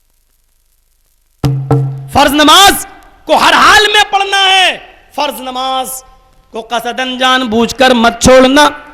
آگے کا وبال بتایا فَإِنَّ مَن تَرَكَ الصَّلَاةً مَكْتُوبَةً مُتَعَمِّدًا فَقَدْ بَرِئَتْ مِنْهُ ذِمَّةُ اللَّهِ، جو فرض نماز قصدن جان بوجھ کر چھوڑے گا اللہ کے اوپر اس کی کوئی ذمہ داری نہیں رہے گی، اللہ اپنی ذمہ داری سے بری ہے۔ مرو کٹو، جب تم کو اللہ کی فکر نہیں ہے تو اللہ کو تمہاری فکر نہیں ہے، جب تم کو اللہ کا خیال نہیں ہے تو اللہ کو تمہارا خیال نہیں ہے۔ مرو کٹو، تم آسام میں بھی کاٹے جاؤ گے، برما میں بھی کاٹے جاؤ گے، گجرات میں بھی کاٹے جاؤ گے، اور گاجر و مولی سے بری طریقے سے کاٹے جاؤ گے۔ مولانا جرجیس اصغر علی صاحب، ہم جیسے مہمان آئیں گے تو سلاد بناؤ گے نا، مولی کو دھلو گے، چھلو گے، پھر کاٹو گے، مولی کو پھر بھی دھل لیا جائے گا، صاف کر لیا جائے گا، چھیل لیا جائے گا، پھر کاٹا جائے گا۔ لیکن جب اللہ کی نافرمانی تم کرو گے، نمازوں کو ترک کرو گے، اور جب اللہ کا تمہاری اوپر سے اپنی ذمہ داری کو ہٹا لے گا تو تم گاجر و مولی سے بھی بری طریقے سے کاٹے جاؤ گے۔ نہ تم سے مرنے سے پہلے آخری تمنا پوچھی جائے گی، نہ غسل کا موقع دیا جائے گا، نہ طہارت کا موقع دیا جائے گا، جہاں ملے کاٹ دیا جائے گا۔ اور یہی ہو رہا ہے ہمارے ساتھ۔ آسام اور برما کے حالات ہماری آنکھوں کے سامنے ہیں میرے بھائیوں، عراق کے حالات ہمارے سامنے ہیں، امریکہ یہ آپ دیکھ لیجئے، انڈونیشیا کے حالات ہمارے سامنے ہیں، افغانستان کے حالات ہمارے سامنے ہیں، خود پاکستان کے حالات ہمارے سامنے ہیں۔ یہ تمام حالات پر آپ نظر ڈالیے، کہیں اسی بات کا نتیجہ تو نہیں کہ ہم نے اللہ کی ذمہ داریوں سے سب کو دوش ہم ہو گئے تو اللہ ہماری ذمہ داری سے سب کو دوش ہو گیا۔ تم اللہ کو بھول جاؤ گے تو اللہ تمہیں بھول جائے گا۔ یہ تو ہونا ہی تھا۔ فرض نماز قصدن جان بوجھ کر مت چھوڑنا۔ حضرت شریح، قاضی شریح، جن کو حضرت علی نے قاضی بنایا تھا، ایک بار ان کا بیٹا کسی مدرسے میں پڑھتا تھا، بڑا دلچسپ واقعہ ہے۔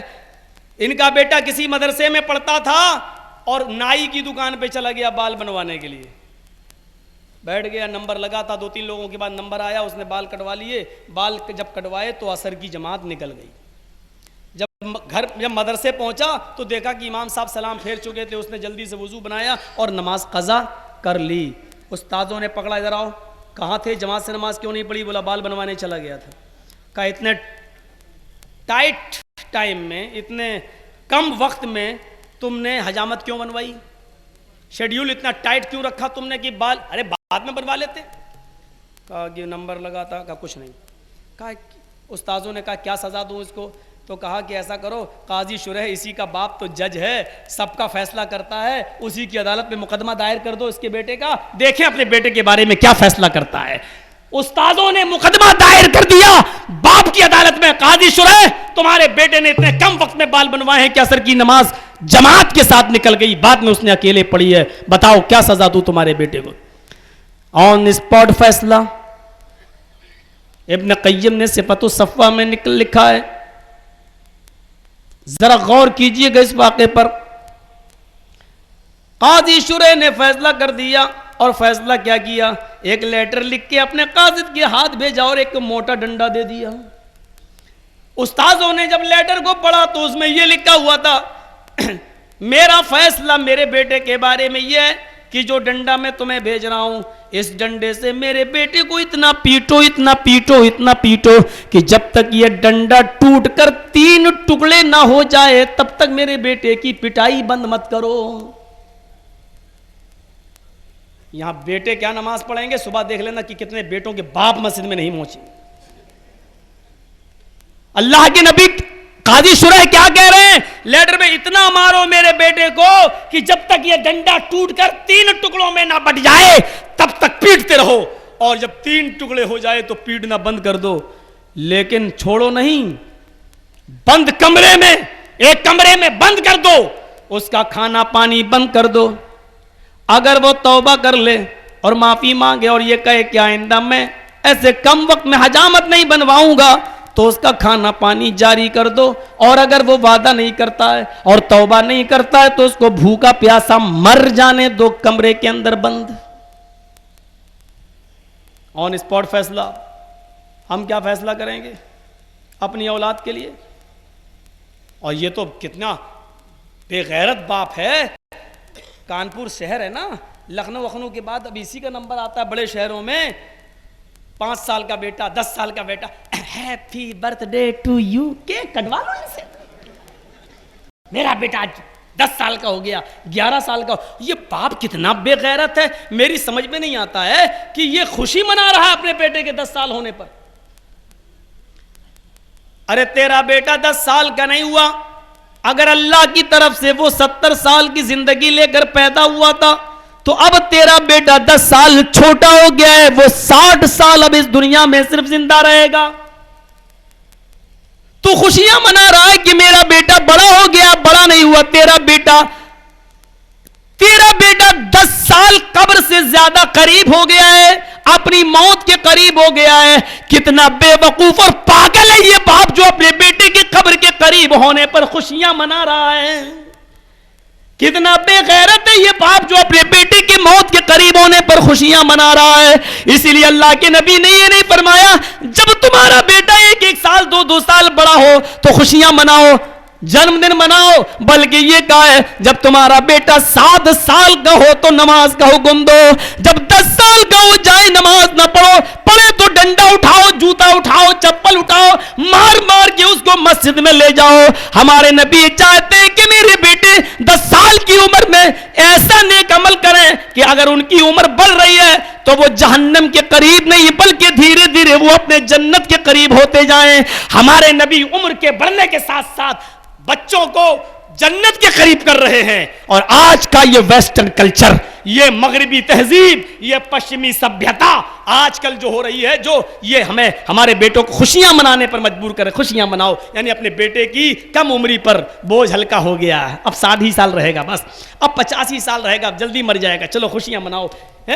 اب یہ بتائیے بڑے بڑے نیتا اور مہا نیتا سب لوگ جنم دن مناتے ہیں، یہ کتنے دن زندہ رہیں گے یہ لوگ؟ اور خوشیاں منا رہے، happy birthday to you. Cake کاٹا جاتا ہے، کیک. کوئی 80 لاکھ کا کیک کاٹ رہا ہے، کوئی 1 کروڑ کا کیک کاٹ رہا ہے. یہ ہو رہا ہے آج کل.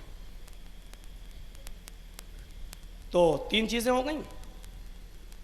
وَلَا تَتْرُكَنَّ صَلَاةً مَكْتُوبَةً مُتَعَمِّدًا فَإِنَّ مَنْ تَرَكَ صَلَاةً مَكْتُوبَةً مُتَعَمِّدًا فَقَدْ بَرِئَتْ مِنْهُ ذِمَّةُ اللَّهِ. حضرت عمر فاروق نماز پڑھا رہے ہیں اور نماز پڑھانے کے بعد جب سلام پھیرا، السلام علیکم ورحمۃ اللہ، السلام علیکم ورحمۃ اللہ، جب مقتدیوں کی طرف چہرہ کیا تو کیا دیکھا؟ ایک آدمی کی 1 رکعت فجر کی چھوٹ گئی، وہ پوری کرنے لگا. حضرت عمر نے کہا اس آدمی کا نام نوٹ کر لو. 1 رکعت چھوٹی تھی وہ بھی فجر کی. ہمیں تو توفیق ہی نہیں ہوتی ہے، اور ہوتی ہے تو سورج نکلنے کے بعد یا ظہر میں قضا کر لیتے ملا لیتے، اور عادت بنا لی ہے. اس آدمی کی 1 رکعت چھوٹی تھی، 1 ملی تھی، 1 چھوٹ گئی. حضرت عمر نے اپنی پولیس سے خفیہ CID سے کہا اس آدمی کا نام نوٹ کر لو. اس نے کہا نہیں برابر آتا تھا. کہا میں نے کہا نام نوٹ کرو. نام نوٹ کر لیا. باہر آئے، کہا سنو اس آدمی پہ نظر رکھنا، ہو سکتا ہے یہ کل بھی دیر سے آئے اور یہ بھی ہو سکتا کہ پرسوں بھی دیر سے آئے. اگر یہ 3 دن دیر سے آیا تو ہم اس کو وہ سزا دیں گے جو منافقوں کو سزا دیتے ہیں، مرتد کو سزا دیتے ہیں. ہم اس کی گردن کاٹ دیں گے. 3 دن دیر سے آئے گا گردن کاٹ دیں. کیوں؟ کہا ہم نے اللہ کے نبی سے سنا ہے کہ منافقوں پر 2 نمازیں بڑی بھاری گزرتی ہیں، ایک فجر کی اور ایک عشاء کی. یہ فجر کی اور عشاء کی نماز میں سستی کرتے ہیں. اگر یہ منافقت آج اس کے دل میں آئی ہوگی تو یہ کل بھی دیر سے آئے گا اور پرسوں بھی دیر سے آئے گا. CID والا کہنے لگا امیر المومنین، پیشاب پائخانہ دنیا کی بہت سی ضرورتیں ہیں، ہو سکتا ہے آج دیر ہو گئی ہو، بیچارے کی آنکھ لگ گئی ہو، یہ برابر آتا ہے. کہتے ہیں اللہ کرے کہ وہی ہو جو تم کہہ رہے ہو، لیکن یہ بھی ہو سکتا ہے کہ آج ہی اس کے دل میں شیطان نے گھر کر لیا ہو اور منافقت ڈال دی ہو. اگر منافقت ڈالی ہوگی تو کل بھی دیر سے آئے گا اور پرسوں بھی. اگر کل دیر سے نہیں آئے گا تو چھوڑ دوں گا، اور اگر کل بھی دیر سے آیا اور پرسوں بھی دیر سے آیا تو میں اس کو اس دنیا میں زندہ نہیں رکھوں گا. ہم اور آپ اپنے غریبانوں میں جھانکیں کتنے % مسلمان لگ رہے ہیں. اب لڑائی کر لو، تیرے گھر میں میری بیٹی نہیں آئے گی، میرے گھر میں تیری بیٹی نہیں آئے گی، وہابی ہو کہ سنی ہو کہ دیوبندی ہو کہ بریلوی ہو شیعہ ہو، یہ جھگڑے آج ہم نے کھڑے کر دیے. یہ کوئی نہیں پوچھتا کہ نمازی ہے، 5 وقت کی پڑھتا ہے، فجر میں آتا ہے کہ نہیں آتا ہے. اگر فجر کی نماز جماعت کے ساتھ نہیں پڑھتا ہے لگا تو ہم اپنی بیٹی کی شادی نہیں کریں. یہ کوئی سوال نہیں کرتا ہے. سوال یہ ہے ہاں کہ چادر چڑھانے کی جائے گی کہ نہیں جائے گی، کنڈے کھائے گی کہ نہیں کھائے گی، شبرات کا حلوہ بنانے دو گے کہ نہیں بنانے دو گے. یہ سب سوال کروا لو. اور اس سے فرصت ملی تو ہیرو ہونڈا ہے، یاما ہے، سونے کی زیور ہیں، یہ سارے کام، یہ ساری چیزیں پوچھوا لو، لیکن یہ معاملہ نہیں کہ نمازی ہے کہ نہیں ہے، فجر کی نماز پڑھتا ہے کہ نہیں پڑھتا ہے۔ میرے پیارے ساتھیوں ذرا تصور کیجیے آپ، ہمارے ہاں معاملے کیا ہے، جبکہ نکاح میں شرط دین رکھی گئی ہے، فَاسْفَرْ بِذَاتِ الدین، جس نے دین والی کو ترجیح دی وہ کامیاب ہو گیا۔ تو 3 چیزیں ہو گئی ہیں نماز پابندی کے ساتھ، فرض نماز کبھی مت چھوڑنا۔ چوتھی چیز نوجوانوں، یہ تمہارے لیے، اور اس کا چرچا بہت چلتا ہے آج، یہ چلن ہے بہت۔ چوتھی چیز وَلَا تَشْرَبَنَّ خَمْرًا فَإِنَّهُ رَأْسُ كُلِّ فَاحِشَةٍ، شراب کو کبھی ہاتھ نہ لگانا۔ تشربن، نون تاکید با نون ثقیلہ کے ساتھ، ہرگز نہ پینا۔ لا تشربن خمرن، شراب کو ہرگز مت پینا۔ جیسے اور چیزوں کی مصلحتیں بتائی ہیں، اس کی بھی وجہ بتائی ہے کیوں نہ پینا۔ فَإِنَّهُ رَأْسُ كُلِّ فَاحِشَةٍ، اس لیے کہ شراب سب سے زیادہ گندی چیز جو ہے دنیا میں، سب سے زیادہ گندی چیز، شراب اس گندی چیز کی سردار ہے، شراب اس گندی چیز کی جڑ ہے، شراب اس گندی چیز کی راس کے معنی سردار یعنی سر ہے، تمام گندی چیزوں کی سردار ہے۔ یہ ترجمہ ہوا لغوی، تمام گندی چیزوں کی سردار، لیکن مفہوم اس کا کیا ہوگا؟ مولانا ابوالکلام آزاد نے رسول رحمت میں لکھا ہے شراب کو ہاتھ مت پینا، ہاتھ مت لگانا۔ کیوں؟ انہوں نے مفہومی ترجمہ کیا ہے۔ کیا ترجمہ کیا ہے؟ شراب کو ہرگز ہاتھ مت لگانا، اس لیے کہ شراب انسان کو اس کی ماں، بہن اور بیٹی کے ساتھ زنا کرنے پر مجبور کر دیتی ہے۔ ماں، بہن، بیٹی کے ساتھ زنا کرنے پر مجبور کر دیتی ہے۔ اچھا ایسا ہے کہ نہیں ہے؟ ایک شرابی شراب پی کے آیا اور زیادہ پی لے، گھر میں گھس گیا، اب ماں کو ماں نہیں سمجھ رہا، بہن کو بہن نہیں سمجھ رہا، تیری ماں کا تیری بہن کا کر رہا ہے۔ ماں بہن بیچاری اس کو گالیاں بھی نہیں سن پا رہی، اتنی گندی گندی گالیاں دے رہا، لیکن چھپ کے بھی نہیں جا رہی، کیسے جائے اس کو، یہ سر پھوڑے گا، یہ دماغ مارے گا، یہ ایک دوسرے کو لوگ اس کو پیٹیں گے۔ شراب چونکہ انسان کی عقل چھپا لیتی ہے، اس لیے کوئی بھروسہ نہیں کہ وہ کیا کہے۔ دیکھیے نا، شرابی شراب کے نشے میں دھت ہو کے پڑا نالی میں، نالی میں پی رہا ہے، چاٹ رہا ہے جیسے کتا پانی چاٹتا ہے، شرابی نالی میں ڈلا ہے اور شراب پانی پی رہا ہے اور سمجھ رہا ہم زمزم پی رہے ہیں، وہ اسی کو زمزم سمجھ رہا ہے شراب۔ کچھ پولیس والے آئے شرابی کی طرف، اٹھ اٹھ اٹھ، منموہن سنگھ آ رہے ہیں، منموہن سنگھ آ رہے ہیں، ڈاکٹر منموہن سنگھ کی گاڑیاں آ رہی ہیں، ہٹ شرابی کو ہٹاؤ، اب کر رہا ہے، ایسا پڑا ہوا ہے، اور جیسے ہی منموہن سنگھ کی سواری آئی وہاں گاڑی، ہٹاؤ چھپا، اے منموہن سنگھ آیا، چپ، میرے باپ کے نوکر ہیں سب، کچھ نہیں سمجھتا ہے شرابی کہ کون میرے سامنے کھڑا ہے کون نہیں کھڑا ہے، کیونکہ شراب نے اس کی عقل چھپا لی ہے، وہ بڑے بڑے لوگوں کو اپنے باپ کا نوکر سمجھ رہا ہے۔ بخاری شریف کے اندر وہ روایت پڑھی ہے، جب شراب حرام نہیں ہوئی تھی تو حضرت علی رضی اللہ تعالیٰ عنہ کی اونٹنی ٹہل رہی تھی کہیں، اور حمزہ نے، حضرت حمزہ رضی اللہ تعالیٰ عنہ جو اسلام تو لا چکے تھے لیکن شراب کے نشے میں دھت تھے، شراب حرام نہیں ہوئی تھی تو انہوں نے شراب پی لی تھی اور شراب کے نشے میں دھت تھے۔ ایک رقاصہ تھی، ناچ رہی تھی، گا رہی تھی، اس نے اتنا چڑھا دیا کہ حمزہ تو موٹی اونٹنیوں کے لیے پیدا ہوا ہے، اتنا چڑھا دیا کہ حمزہ شراب کے نشے میں دھت اٹھے اور حضرت علی کی اونٹنی کا پیٹ پھاڑ دیا، کلیجہ نکال کے لائے، لے اس کو۔ آج کل بھی بیئر بار وغیرہ میں چلے جائیے تو کیسے نوٹ لٹتے ہیں، شراب اس لیے پلائی جاتی ہے وہاں، پیو اور بے ہوشی میں لٹاؤ، بے ہوشی میں لٹاؤ۔ تو حمزہ نے اونٹنی کا پیٹ پھاڑ دیا۔ حضرت علی آئے کہ اللہ کے رسول دیکھیے حمزہ نے کیا کیا، میری اونٹنی کا پیٹ پھاڑ دیا۔ تو اللہ کے رسول تو حق والوں کا حق دلاتے تھے، اور آپ کے اوصاف حمیدہ میں سے ایک وصف تھا وَتُعِينُ عَلَى نَوَائِبِ الْحَقِّ، آپ تو جن لوگوں نے حق مارا ہے آپ حق والوں کو ان کا حق دلاتے ہیں، آپ ان کی مدد کرتے ہیں۔ تو اللہ کے رسول نے کہا علی سے چلو، تو ابو حمزہ نے ایسا کیوں کیا، چلو، جیسے ہی چلے حمزہ کو بلائے، اے حمزہ ادھر آؤ، چچا جان یہ کیا کیا تم نے علی کی اونٹنی کا پیٹ پھاڑ دیا، تمہیں اونٹنی واپس کرنا پڑے گی۔ اور حمزہ شراب کے نشے میں کیا کہتے ہیں، ارے تم سب میرے باپ کے غلام ہو، بھاگو یہاں سے، آ گئے ہو یہاں۔ حضرت محمد رسول اللہ نے حضرت علی سے کہا اس وقت ہم لوگ سب اس کے باپ ہی کے غلام ہی ہیں، چلو اس وقت یہ دوسری پوزیشن میں ہیں، جب ان کا نشہ اتر جائے گا تب سنجیدگی سے بات کریں گے، چلیے چلیے چلیے۔ اللہ تعالیٰ کو بھی یہ کہنا پڑا یا ایھا الذین آمنوا لا تقربوا الصلاۃ وانتم سکارا، اے ایمان والو جب تم نماز پڑھنے جاؤ تو نماز کے قریب اس وقت تک مت جاؤ جب تک تم نشے میں ہو. یہ اس وقت کی آیتیں ہیں جب شراب حرام نہیں ہوئی تھی، کیونکہ لوگ شراب پی پی کر نماز پڑھ رہے تھے اور الٹا سیدھا بول رہے تھے. ایک صحابی نماز پڑھنے لگے، غیر المغضوب علیہم ولا الضالین تک گاڑی صحیح چلی، اب شراب نے اپنی حرکت کرنا شروع کر دی دماغ میں، اور قل یا ایھا الکافرون کی تلاوت کرنے لگے، پڑھنے لگے قل یا ایھا الکافرون.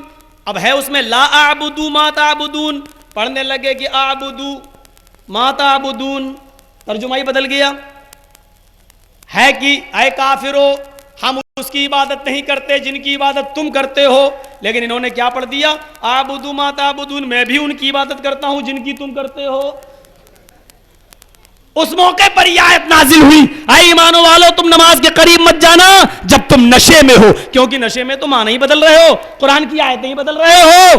اور اس کے بعد میں پھر حالات بدلے میرے بھائیوں، پھر قرآن نے حرمت کا اعلان کر دیا، انما الخمر والمیسر والانصاب والازلام رجس من عمل الشیطان. یہ ساری چیزوں کو شیطان کی گندگی قرار دے دیا ہے. میرے پیارے بھائیوں، اللہ کے رسول نے کہا شراب کو کبھی ہاتھ مت لگانا، اس لیے کہ یہ تمام برائیوں کی جڑ ہے.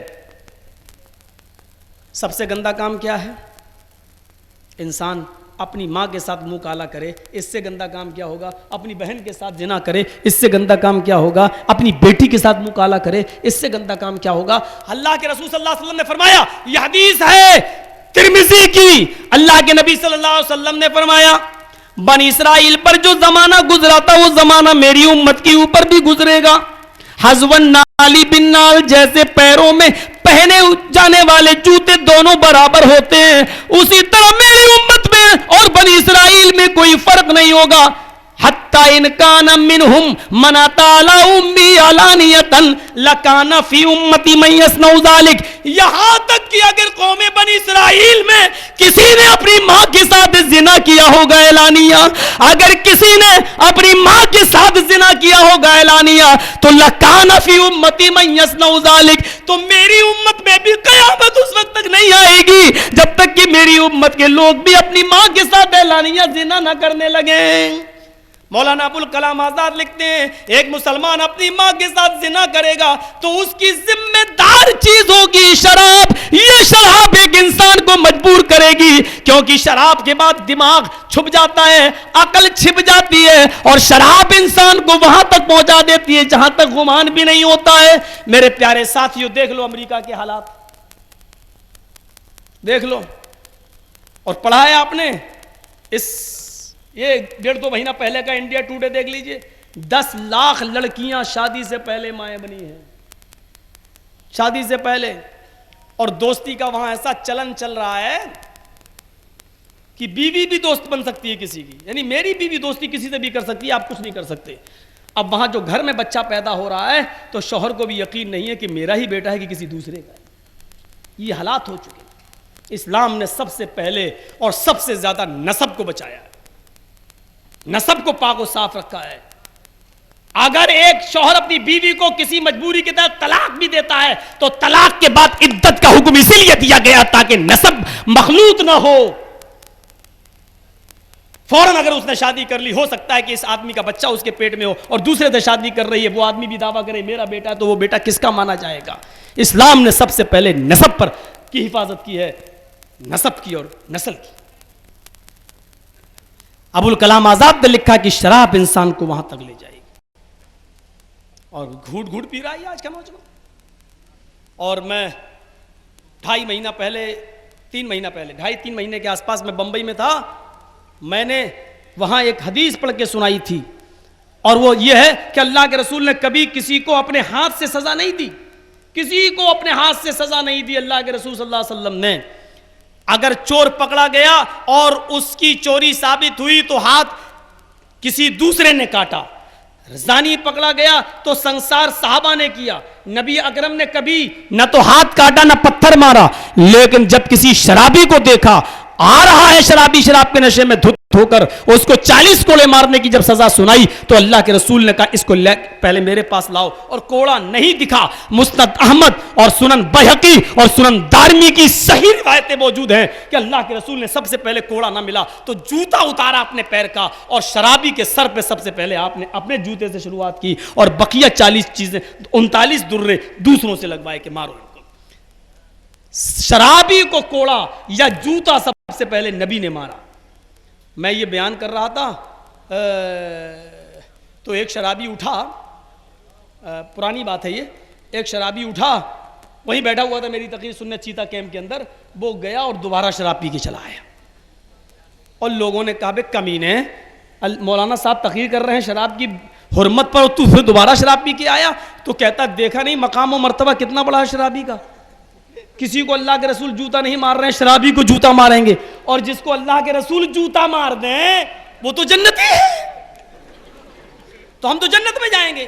کبھی کبھی پاگل پن کا دورہ ایسا بھی پڑتا ہے۔ ہمارے اٹاوا کے کچھ لوگ یہاں آئے ہوں گے، پوچھیے آپ ان سے، ہمارے علاقے میں ایک ڈاکٹر تھا پہلے، اس کا نام تھا بننے میاں، بننے میاں ڈاکٹر بڑا مشہور تھا، نمبر سے سب کو دیکھتا تھا، بڑی بھیڑ لگتی تھی، لیکن لوگ نمبر بگاڑ کے پہلے نمبر پہ لگ جاتے تھے، اس لیے نہیں کہ وہ مجھے دیکھیں، بلکہ اس لیے کہ وہ اپنے ہاتھ میں چھڑی لیا رہتا تھا بننے میاں، تو وہ اس لیے جاتے تھے کہ ان کی دوا سے زیادہ ان کی چھڑی میں شفا ہے، یہ کسی طریقے سے ایک چھڑی ہمیں مار دے، ہمیں دوا کی ضرورت نہیں، ہم صحیح ہو جائیں گے۔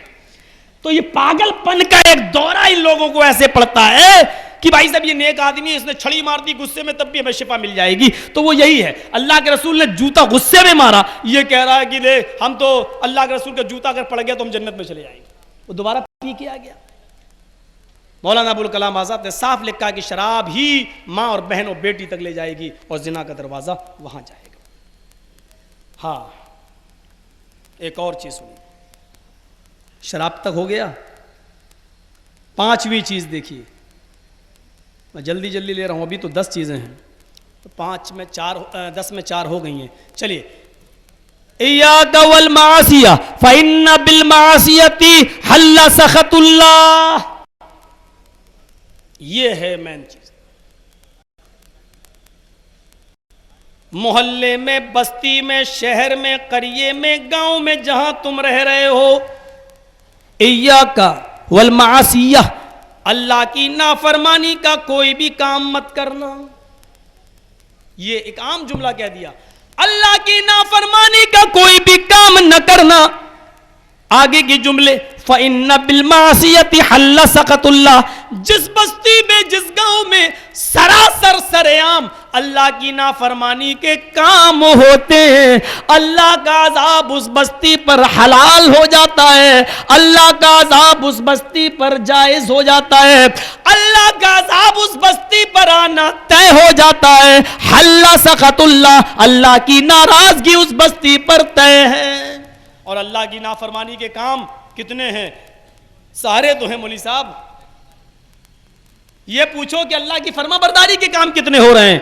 سال میں ایک بار جلسہ کرا لیا بس، یہ تو ہو رہا ہے، اور جلسے بھی کمپٹیشن میں ہو رہے ہیں آج کل، ہر جگہ اکھاڑا بنا ہوا ہے، تم نے ان کو بلایا تو ہم ان کو بلائیں گے، ہم نے ان کو بلایا تو تم ان کو بلاؤ، یہ سب اکھاڑا چل رہا، نورا کشتی، دین سے ان کا کوئی تعلق نہیں ہے۔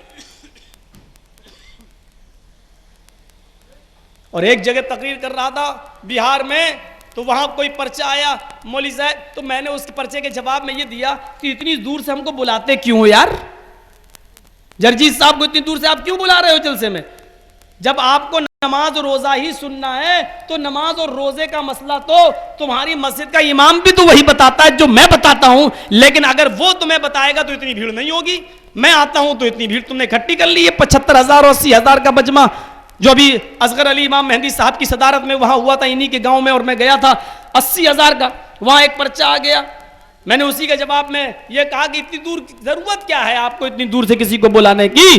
آپ اپنے تو مولوی کی کوئی سننے والا نہیں ہے، تو اس کا مطلب یہ کہ جلسے آج کل دین کے لیے کہاں سنے جا رہے ہیں، روزے اور نماز کے لیے کہاں سنے جا رہے ہیں؟ روزے اور نماز کی باتیں تو آپ کی مسجد کا امام بھی بتاتا ہے، آپ کہتے نہیں صاحب کہنے کا انداز سب کا الگ الگ ہوتا، تو یہ فلمی دنیا ہے کیا؟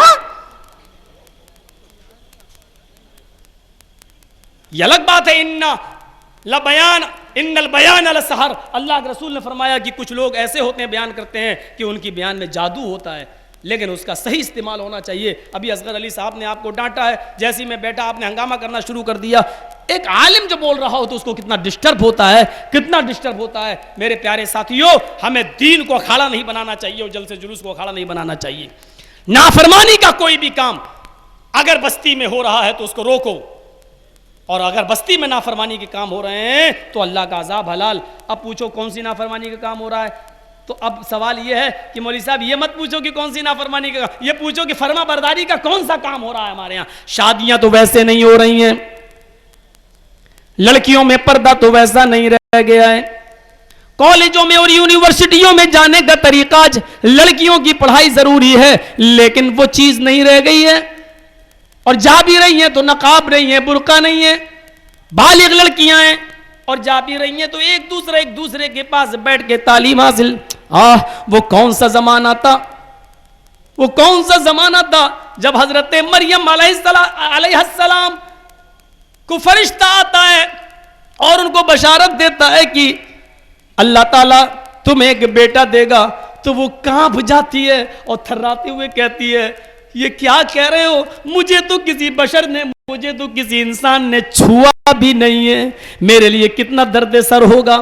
فرمایا تم ایک محراب میں چلی جاؤ، حضرت مریم ایک محراب میں، زکریا ان کی کفالت کر رہے ہیں، حضرت زکریا ان کی کفالت کر رہے ہیں۔ نوجوانوں، میرے بزرگوں، میرے ساتھیوں، یہ جلسے دین کے لیے ہوتے ہیں، قرآن کی آیتیں سنو، قرآن کا فرمان سنو۔ حضرت مریم لوگوں کے تانوں سے بچنے کے لیے ایک الگ جگہ چلی جاتی ہیں، پیٹ بڑھتا جا رہا ہے، لوگ سوال کریں گے تمہارا شوہر نہیں ہے، تمہارے پیٹ میں یہ بچہ کہاں سے آیا ہے؟ کیا جواب دیں گے کہ محراب میں بیٹھی ہوئی ہیں؟ وہاں ایک اور مصیبت آ جاتی ہے، محراب میں بیٹھی ہوئی ہیں، بے موسم پھل آ رہے ہیں، سیب کا موسم نہیں ہے، سیب آ گیا، آم کا موسم نہیں ہے، آم آ گیا، آلو بخارے کا موسم نہیں ہے، آلو بخارے آ رہے ہیں، ارے جو موسم نہیں ہے اس پھل کا، لیچی کا، وہ لیچی آ رہی ہے، پھلوں کا وہ موسم نہیں۔ حضرت زکریا کلاس لیتے مریم کی، اے مریم یہ کیا بات ہے، آم کا موسم نہیں تیرے پاس آم ہے، سیب کا موسم نہیں تیرے پاس سیب ہے، تیرے پاس یہ ساری چیزیں کہاں سے آ رہی ہیں؟ انا لک ھذا، اے مریم یہ ساری چیزیں تیرے پاس کہاں سے آئیں؟ کلاس لے رہے ہیں، اپنے زیر نگرانی پلنے والی مریم کا کلاس لے رہے ہیں، بتائیے یہ ساری چیزیں کیسی آئیں؟ اور مریم بھی روتے ہوئے کہتی ہیں میرے سرپرست، میرے ولی، میرے اوپر شک نہ کرو، یہ کوئی لڑکا لا کر نہیں دے رہا ہے، کسی سے میرے کوئی ناجائز تعلقات نہیں ہے، جس طریقے سے پیٹ میں یہ بچہ اللہ کی طرف سے آیا ہے، ایسے یہ بے موسم پھل میرے پاس جو آئے۔ چیخ پڑی قالت من عند اللہ، زکریا یہ ساری چیزیں میرے پاس اللہ کے پاس سے آ رہی ہیں، اور پھر کہتی اللہ مجھ سے اتنا بڑا امتحان نہ لے کہ میں اس امتحان میں کامیاب نہ ہو سکوں۔ اللہ دے رہا ہے پھر بھی کلاس لی جا رہی ہے۔ تم نے کبھی اپنی بیٹیوں کے بستے چیک کیے ہیں؟ یہ تیرے پاس ڈائری کہاں سے آئی جس پہ دل بنا ہوا ہے؟ تیرے پاس یہ گلدستہ کہاں سے آیا؟ تیرے پاس یہ پین کہاں سے آیا؟ تیرے موبائل میں یہ نیا نمبر کہاں سے آیا؟ تیرے موبائل میں یہ مس بیل کہاں سے آئی؟ یہاں پہ جب چلتے تو اب آ گیا مولوی اپنی لائن پر۔ تم نے کبھی اپنی بیٹیوں کی کلاس لی؟ حضرت مریم کی کلاس لی جا سکتی ہے تو ہماری بیٹیاں ان سے زیادہ پاک دامن تو نہیں ہے کہ ہم ان کی کلاس نہ لیں؟ نہیں، ہمیں بھروسہ ہے، اسی بھروسے کی مار تو پڑ رہی ہے جو دلی عذاب بن گئی ہے۔ ایاک والمعاصیہ فإن بالمعاصیۃ حل سخط اللہ، اللہ کی نافرمانی کا کوئی بھی کام مت کرنا۔ جہاں جس بستی میں اللہ کی نافرمانی کا کام ہوتا ہے اللہ کا عذاب اس بستی پر حلال ہو جاتا ہے۔ اب آسام میں عذاب آیا تو کیوں آیا؟ گوہاٹی دیکھیے، ہم لوگ گئے تھے ریلیف فنڈ بانٹنے کے لیے جمعیت کی طرف سے، آسام کے غریبوں میں پوچھیے ان کی شکایتیں، جانیے ان کے حالات، کیسے گھروں میں آگ لگائی گئی اور کیسے ان کے بچے جلائے گئے۔ بیوی جلائی تو شوہر بچا، شوہر کو جلایا تو بیوی بیوہ۔ ہم کو تو سننا ہے، بس سن لیا۔ جب یہ چیز اپنے اوپر گزرتی ہے تب آدمی احساس کرے. دیکھ لو انٹرنیٹ کے اوپر برما کے اندر ان بدھسٹوں نے کیسا ظلم کیا مسلمانوں کے اوپر, اور کیسے بیچارہ روتے ہوئے اپنے اکلوتے جس کا 8 اور 10 سال تک بچہ نہیں ہوا, اور ہوا تو ایک ہی بچہ ہے, دوسرے بچہ نہیں ہو رہا ہے, اور وہ بچہ جب 5 سال کا ہوا تو اس کو مار دیا گیا, اور وہ اپنے اکلوتے بیٹے کو اپنے ہاتھ پہ لے کر کس طریقے سے قبرستان کی طرف لے کے جا رہا ہے. ذرا تصور کرو کہ کس طریقے سے ان کے ہاتھ باندھے گئے, اور کس طریقے سے پولیس, برما کی پولیس نے کس طریقے سے جاہلیت اور بربریت کا ننگا ناچ ناچا مسلمانوں کے ساتھ. حدیث اللہ کے رسول کی, اللہ کی نافرمانی کے کوئی کام نہ کرو. جب اللہ کی نافرمانی کی کوئی کام بستی کے اندر ہوتے ہیں تو اللہ کا عذاب اس بستی پر حلال ہو جاتا ہے. تصور کیجیے آپ, قرآن اور حدیث کا مسئلہ معلوم ہو تو اس کو لوگوں تک صحیح صحیح بتاؤ, اور نہیں معلوم ہے تو چاہے کتنے بڑے عالم رہو کہہ دو لا ادری, نہیں معلوم. لا ادری کہہ دینا بھی ایک علم ہے. یہاں تو ایسے ایسے فتوے دیے جاتے ہیں. کسی نے سوال پوچھا, مولوی صاحب سود خور کے یہاں کھانا کھایا جا سکتا ہے کہ نہیں کھایا جا سکتا ہے؟ تو اس نے کہہ دیا کہ سود خور کی کمائی اگر حلال کی بھی ہے اور سود کی بھی ہے اور دونوں مکس ہے تو اس کے یہاں کھانا جائز ہے. ایسے ایسے فتوے دیے جاتے ہیں ہمارے معاشرے میں اور سوسائٹی کے اندر, اور ان کے نام کے آگے لگایا جاتا ہے علامہ فلاں فلاں ادنی مدنی ازہری فضل, پتہ نہیں کتنی بڑی ڈگریاں ان لوگوں کے نام کے ساتھ لگا دی جاتی ہیں, اور اس طریقے کے فتوے ان کی زبانوں سے نکلوائے جاتے ہیں جو ہم اہل حدیثوں کے لیے درد سر بن جاتے ہیں. میرے بھائیوں, امام مالک سے پوری زندگی میں 40 مسئلے پوچھے گئے. امام مالک رحمت اللہ علیہ سے پوری زندگی میں 40 مسئلے پوچھے گئے. کتنے بڑے امام تھے, 4 اماموں میں ان کو بھی ایک مقام ملا ہے. اتنے بڑے امام اور پوری زندگی میں 40 مسئلے پوچھے گئے تو 36 مسئلوں کا جواب انہوں نے یہ کہہ کر دے دیا, لا ادری مجھے نہیں معلوم, لا ادری مجھے نہیں معلوم, لا ادری مجھے نہیں معلوم. لوگ کہنے لگے ارے اتنا بڑا امام, کہنے لگے نہیں معلوم تو کیا میں اپنے پیٹ سے بتا دوں, اپنی طرف سے بتا دوں. 40 مسئلوں میں 36 مسئلوں کا جواب انہوں نے یہ کہہ کر دے دیا کہ مجھے نہیں معلوم. صرف 4 مسئلوں کا جواب انہوں نے دیا, لیکن انتقال کے وقت رونے لگے. لوگوں نے پوچھا رونے کی وجہ, کہنے لگے میں نے 36 مسئلوں کا جواب تو بالکل صحیح دیا کہ مجھے نہیں معلوم. 4 مسئلوں کا جواب میں نے دیا, لیکن میں ڈرتا ہوں کہ کہیں اللہ تعالیٰ قیامت کے دن میری پکڑ نہ کر لے کہ اے مالک تجھے معلوم بھی تھا یا نہیں معلوم تھا, یا تو نے اپنے دل سے بتا دیا تھا, اپنی طرف سے بتا دیا تھا. میں ان 4 مسئلوں کا جو جواب دیا میں ان پر ڈر رہا ہوں. ایک مولوی جرجیس ہے, نماز کا مسئلہ پوچھو تو اس کو معلوم, روزے کا مسئلہ پوچھو تو اس کو معلوم, حج کا مسئلہ پوچھو تو اس کو معلوم. اور یہ ذمہ داریاں آج وہ لوگ بھی نبھا رہے ہیں جنہوں نے عربی مدرسوں میں ایک جماعت نہیں پڑھی ہوئی ہے, اور وہ کوئی برادر کے نام سے, کوئی فلاں کے نام سے اور کوئی فلاں کے نام سے ہمارے اسٹیجوں کی زینت بن رہے ہیں, جن کو نہ قرآن معلوم ہے نہ حدیث معلوم ہے اور نہ قرآن کی وہ آیتیں صحیح طریقے سے پڑھ پا رہے ہیں. اور آج یہ دین کے ٹھیکے ہم نے ان کو دے رکھے ہیں. میرے پیارے ساتھیوں, بچاؤ بچاؤ اس جماعت کو. میرے بھائیوں پہلے ہی سے بہت بدنام ہے, بچاؤ اس جماعت کو, بچاؤ اس کی آبرو کو.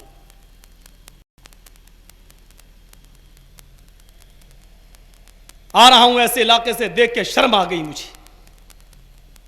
اسٹیج 5 فٹ کا ہونا چاہیے, اسٹیج کے نیچے ایسی لائٹیں ہونا چاہیے. اپنا کپڑا اتار کے دیا, ہوٹل میں ٹھہرا ہوا تھا 75,000 روپے میں ایک ہوٹل کمرہ. ارے مولوی کون ہے اللہ کے بندے, یہ دین کے کام کریں گے؟ کپڑا دیا پریس کرنے کے لیے, پریس والا بیچارہ اس کی تہ کر کے لایا تو کہنے لگا نہیں نہیں شکن آ گئی ہے, تہ ٹوٹ گئی, دوبارہ جاؤ پریس کرنے کے لیے. تم کیا کرنے آئے ہو جلسہ کرنے؟ کاش تمہاری نظر پڑی ہوتی محمد رسول اللہ کے پیوندوں کے اوپر,